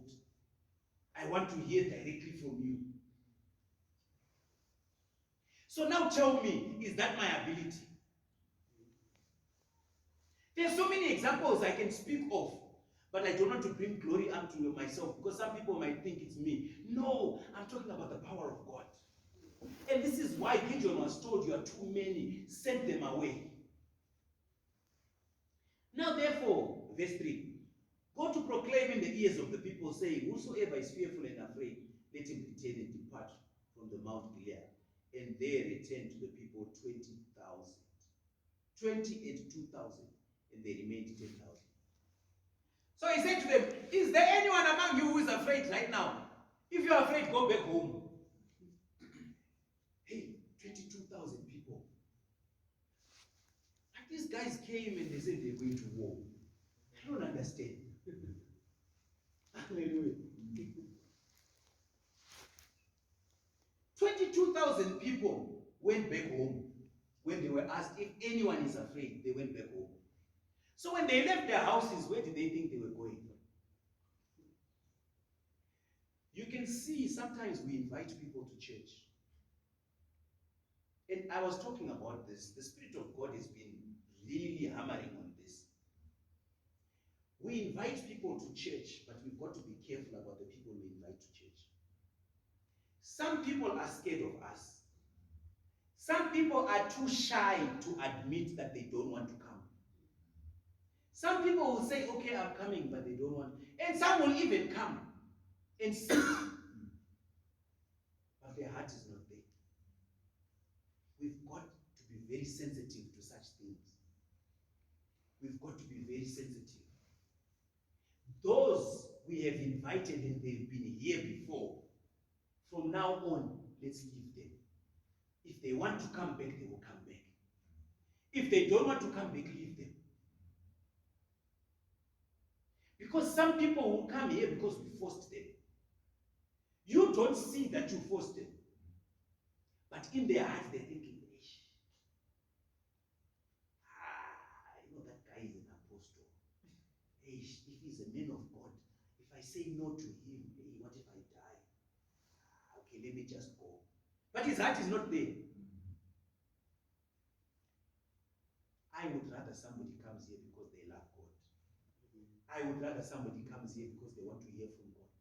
I would rather somebody comes here because their heart is burning to say, hey, I can't wait for Sunday service. I can't wait for Tuesday service. I can't wait. Let people come because they want to. Not because we forced them. I mean, when the service started, I talked about my own father. You think I don't do you honestly think I love you more than I love my own father? Think about it. Do I love you more than my own father? But I had to get to a point where I didn't force him. I had to realize that these things of God require somebody whose heart is in it. And praise God, I didn't force him, and now he's with us. Hallelujah. And that's how it should be. We talk to someone, they come here first day, second day, we pick them up, but we get to a point where we should also leave them and allow them. Not everyone has the money to afford coming to church. We have to be honest. I've also lived that life before. I've also had times where I didn't even have a cent, and people thought I was not coming to church because I didn't want to, it's because I couldn't afford. You can see when someone cannot afford. But there are some people who can afford to come to church and choose not to. Now, those people, if you keep driving to their house and beep, beep, beep, beep, beep, beep, let's go. Beep, hey, you're making it difficult for them. That's why you get to somebody's house, you're picking them up to go to church, they tell you, let me go and bath. But hey, you knew we were going to church. Why are you only going to bath now when I've arrived to your place? If this was going to work at 6 o'clock, you'd be at the office. This is 11 o'clock, but you're still not yet ready. And church starts at 10:30. You need to look at those things. Yes, we want to invite people, we want a lot of people to come, but also realize it's their benefit, not your benefit, for them to be here. So those who love God will be here. Hallelujah. I'm sorry if I'm being a bit harsh, but this is the true gospel of God. So 10,000 remain. Verse 4. And the Lord said to Gideon, the people are still yet too many. Bring them down unto the water, and I will try them for thee. And it shall be that of whom I say unto thee, this shall go with thee, the same shall go with thee. And whosoever say unto thee, thou shalt not go with thee, the same shall not go. Hallelujah. Yes, we need to bring them to the water. The water is the word of God. Because some of them will come. But when they are here and we start preaching, and they hear the gospel of God that we preach, some to them it will be too painful for them to take. Hallelujah. We've had people who come here, and we preach and we preach and we preach and we preach, and then we touch on a subject that is too sensitive for them. They say, no. Bring them to the water. Let's go to the water. That is where we separate those who are fit to go to the war and those who are not. The water is where we make the difference. When you start telling them that, no, but remember, you are not men, so you cannot live together. The water You can only live together if you are married. This is fornication. Hallelujah. When you start telling them that no, you can't be going to ancestral rituals, you can't go to Sangomas, you can't believe in the dead, that's when the water starts separating. Those who should be here, who should not be here. Hallelujah. And then you come here, everything is great, everything is going well. We start talking about homosexuality, gays and lesbians. The water separates. Then someone will say, no, I can't listen to this kind of God. I remember there's one lady we prayed for. Miracles were happening. This lady was about to go into an operation. She was super ill. She was having blood clots. You could literally see the blood clots on her forehead. Hallelujah. She was getting paralyzed. Whatever. So many things all at once. I prayed for her. By the time I said amen, the blood clots were disappearing. Her hand, it was like she was electrocuted. Her hand started moving. Everything fine. I think it was on a Friday, if I'm not mistaken. Come Sunday, she went to theater. That's when she was supposed to go to an operation on Monday. The doctor said, why should we operate you? Everything is fine. Everything is back to normal. Hey, she sent amazing messages. Hey, man of God, thank you, man of God. This is a miracle. You know, in my car, they wanted to take my car. This is a miracle. I got my car back. And now my health, I was going to pay X amount of money to the hospital. They said I don't have to pay anymore. My son was supposed to write exams. And they said he couldn't write exams because we didn't pay, we owed this kind of money. Man of God, after you prayed, my son wrote his exams, everything is fine. Hey, what? Then I said something. Two things that I said. First, that as a divorced woman, she should either go back to her husband or she should stop living with the boyfriend she's living with. That was the first thing. The second thing, I explained what a God-fearing woman is. Hey, the water separates. The water separates. Hallelujah. Amen. Suddenly she was saying, no, but if this God, how can he make life difficult for me like this? Why should I fear him? He's a God of love. He's supposed to understand. You know what happened with me and my ex? You know when we broke up, you know what caused this divorce? No, I can't go back to such a man. No, I said, listen. He says, if you are divorced, it's either you go back to him or you stay alone. Because as long as he's alive, whoever you are with right now is counted as an outsider. Ish! That was the end of Men of God. The messages of thank you, Men of God. Men of God, can I phone you? Men of God, whenever I talk to you, things happen in my life, all of that. The water separates. The water. That's why I say, you know what? You can say all the nicest things to me. They will not touch my heart. You can say all the nicest things to me. You can respect me. You can kneel down. That will never touch my heart. Let me tell you what touches my heart. When I preach the word of God and you take it 100% and I see a change in your life, that is what melts my heart. That person is much better than a person who sees me. Man of God, and kneel down, man of God.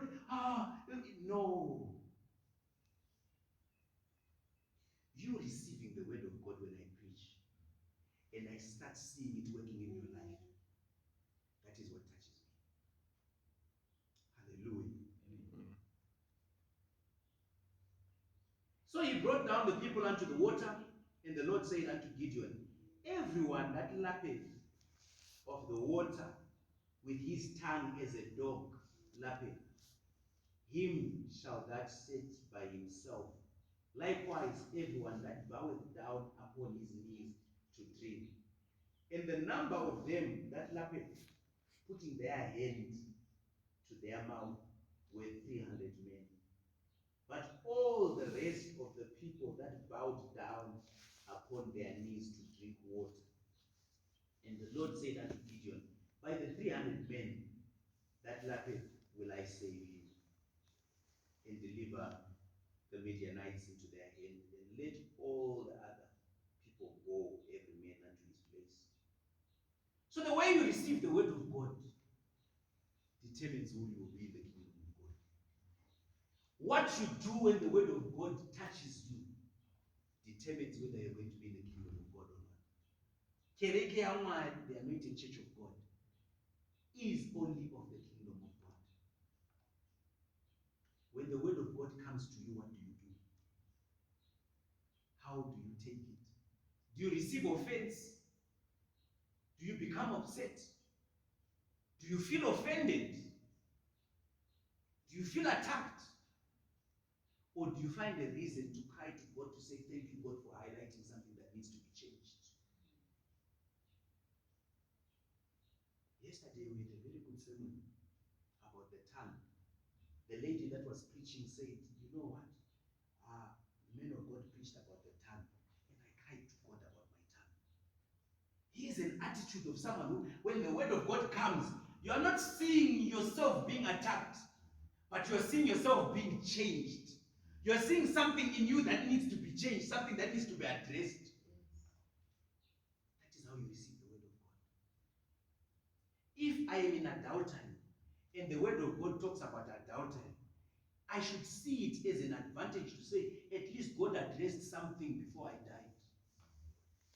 There's another man I spoke to last week, and he said to me, I cried to God after you preached, because I said, God, what if I died before I listened to this sermon? That means I was going to go to hell. But at least it was addressed before I died. And now I've had a chance to fix it. Praise the Lord. That's how you receive the word of God. That's how you receive the word of God. To say, praise the Lord that I received this before I died. Because if I died before this, what would have happened to me? Instead of saying, that guy, he was preaching about me. He wants to expose me. He wants to embarrass me and humiliate me in front of people. We don't play politics here. I know it happens in other churches, I know. We don't play politics here. We are not in the business of bringing people here to embarrass them. And I pray to God that that never happens in this church. Even after we're gone, the generation after us, may it never happen. When people start attacking each other in church. When you hear me preaching about something that you do, it's because the Spirit of God has shone a light and reflected upon it, so that you need to change it, so that you become that eagle we were talking about. To change you from a rock to an eagle. Hallelujah. So, the people took victuals in their hand and their trumpets, and they sent out the rest of Israel, every man unto his tent, and retained those 300 men. And the host of Midian was beneath him in the valley. Hey, I'm trying to imagine these men going back home to their wives. Hallelujah. And they get back home to their wives and their children. And they say to them, how was it there at home? No, they told us to come back. Hallelujah. No, they told us to come back. They said there's too many people. They said there are too many, so maybe we can come back home. Why? Why you? How many remained? 300. 300 only. So you couldn't make the 300. When we started, there are some people who were with us when we started. They're not here anymore. I remember when I was praying to God, because my heart was hurting. I don't want to lie to you. I also get heartbroken. My heart was hurting, and I said, but God, these people started with us. We were together, and I saw a life together. How did God say, hey, read about Gideon? Hallelujah. Read about Gideon. The water separates. And what God was just saying was those people would not have received the word of God the way that some of the people who are here are receiving. And so God sent them away. Hallelujah. Right now, as I speak, I'm even seeing the vision of them being sent back to their tents. Hallelujah. That's what God does. So let's be careful. Let's beware of our conduct. Let's beware of how we take the word of God. If we choose not to repent, if we choose not to take the word of God wholeheartedly, if we choose not to obey, be obedient, and take the word of God as the word of God, we can be sent away. Because God doesn't need numbers. Hey, guys, the world was full of people and God chose to save Noah and his family only. Think about that. If God was about numbers, God would have said, hey, but come on. Let me take a few more from America, Africa. Let me take a... Hey, but you know what? It will be embarrassing, man. Noah is only one and it's just his family. Let's take at least 100,000 people. At least. So that he's convinced that this thing makes sense. Okay, maybe 12. God is not moved by numbers. God is not... Let me say it again. God is not moved by numbers. God can choose to fellowship with two men walking to Jericho from Jerusalem. When there's a room full of apostles,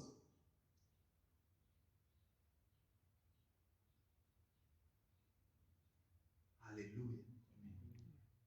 Was Mary Magdalene not there?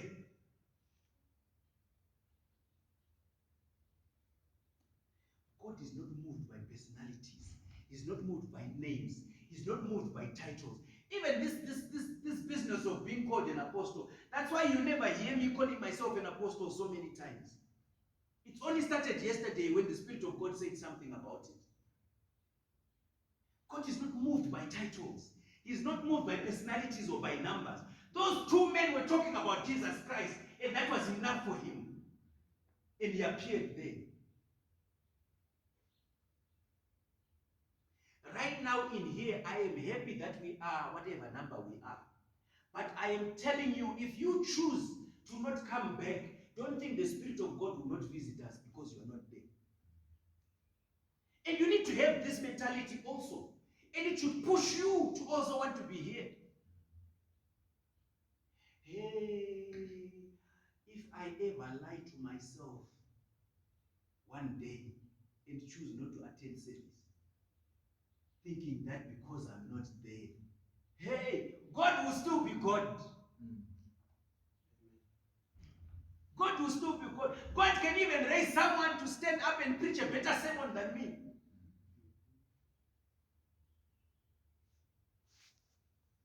Anyway, let's proceed. Verse 9.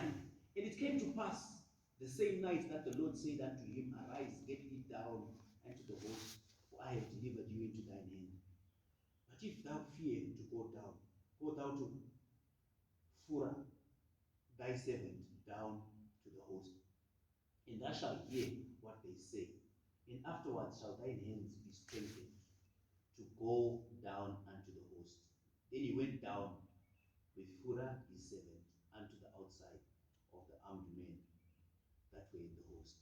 And the Midianites and the Amalekites and all the children of the east lay along in the valley like grasshoppers for a multitude, and their camels were without number, as the sand of the sea, of the seaside for multitude. And then Gideon is come, behold, there was a man that told a dream unto his fellow and said, Behold, I dreamt a dream, and lo, a cake of bakery bread tumbled unto the host of Midian, and came unto the tent, and smote it, that it fell and overturned, and that tent lay alone. And this fellow answered and said, This is nothing else save the sword of Gideon the son of Joash, a man of Israel. And unto his hand hath God delivered Midian and all the host. And it was so when Gideon heard the telling of the dream and the interpretation thereof, that he worshipped and returned to the host of Israel and said, Arise, for the Lord hath delivered unto your hand and the host of Midian. Hallelujah. This also goes with what I was saying when I was talking about confirmation, that sometimes there are certain things that God does to strengthen you. I've also gone through this process where God even started saying, okay, if you don't believe, I am going to do this, I am going to do this, I am going to do this, as a sign to show you, so that you are strengthened. Hallelujah. God will also strengthen you. To a man whose heart really is for God, to a woman whose heart is really for God, you can pray to God and say, like that lady said to Jesus Christ, Lord, I believe. Help my unbelief. Hallelujah. It is possible to have faith and pray for faith. Hallelujah. Because remember, there is the faith of man and there is the faith of God. The faith of God is the kind of faith that says, let there be light. There's never been light before. But when you say, let there be light, you know God did not stutter or stammer. He did not hesitate. How did he know the light will appear? That is faith, the faith of God. Where he says, let the water and the land separate, and immediately it happens. And he doesn't doubt it when he says it. Let plants grow from the ground. Hey, God did not go and take a hoe and start digging. He just commanded. He said, let plants grow from the ground, and they started. Let there be trees that bear fruit, and weeds, and grass. And immediately, let there be rivers. That is the faith that a Christian should have. But not everyone is born with that kind of faith. It would be a lie. Even I don't have that kind of faith, because we are human beings. Only God has that kind of faith. But what you do is, with your faith, small as a mustard seed, you say, God, give me your faith. That is part of what the Holy Spirit does. The fruit of the Holy Spirit is God dwelling inside you, so that his courage and his faith becomes your faith. When you see a hopeless situation, and you know that the old me would have given up, but now it is God. Hence, they that wait upon the Lord shall renew their strength. What do you mean renew their strength? Renew means they had their own strength, but now they are having the strength of God. Hallelujah. That's why Elijah could tie his belt and say, no, king, you can go. Get in your chariots, get in your horses. Just like here in the Anointed Church of God, we say to the other churches, it's okay, guys, you can go. Do your thing. We will fasten our belts. Because why? The Spirit of the Lord will come upon us, and we will run and overtake the chariot. Glory be to God. Amen. And then he said unto them, look on me, and you look likewise. And behold, when I come outside the camp, it shall be that as I do, so shall ye do. So now Gideon was now telling them, look at what I am doing. What I am doing is what you are going to do. Just like when we preach, we say, listen, this is how God came to me, and this is how I live my life. This is how you should live your life. As I preach to you, this is how you should do it. When I blow with the trumpet, I and all that are with me, then blow ye thy trumpets also, on every side of all the camp, and say, the sword of the Lord and of Gideon. Hallelujah. Hey. So we will also do the same. When I start worshiping God, we also worship God. When I start praying, we also pray. Because he's now showing the map of how to do it. Hallelujah. In the sword of the Lord, I am telling you, this prayer is very powerful. I've also prayed this prayer at some times. Hallelujah. Yes, when evil spirits try to come against me, I call upon the sword of the Lord. The sword of the Lord can cut off and behead. Hallelujah. I'm talking of spiritual things. Some people may be even confused right now and not understand what is going on. But you can call upon the sword of the Lord. And the sword of the Lord in the spirit can cut off limbs, legs, arms, heads, cut off the heads of anything.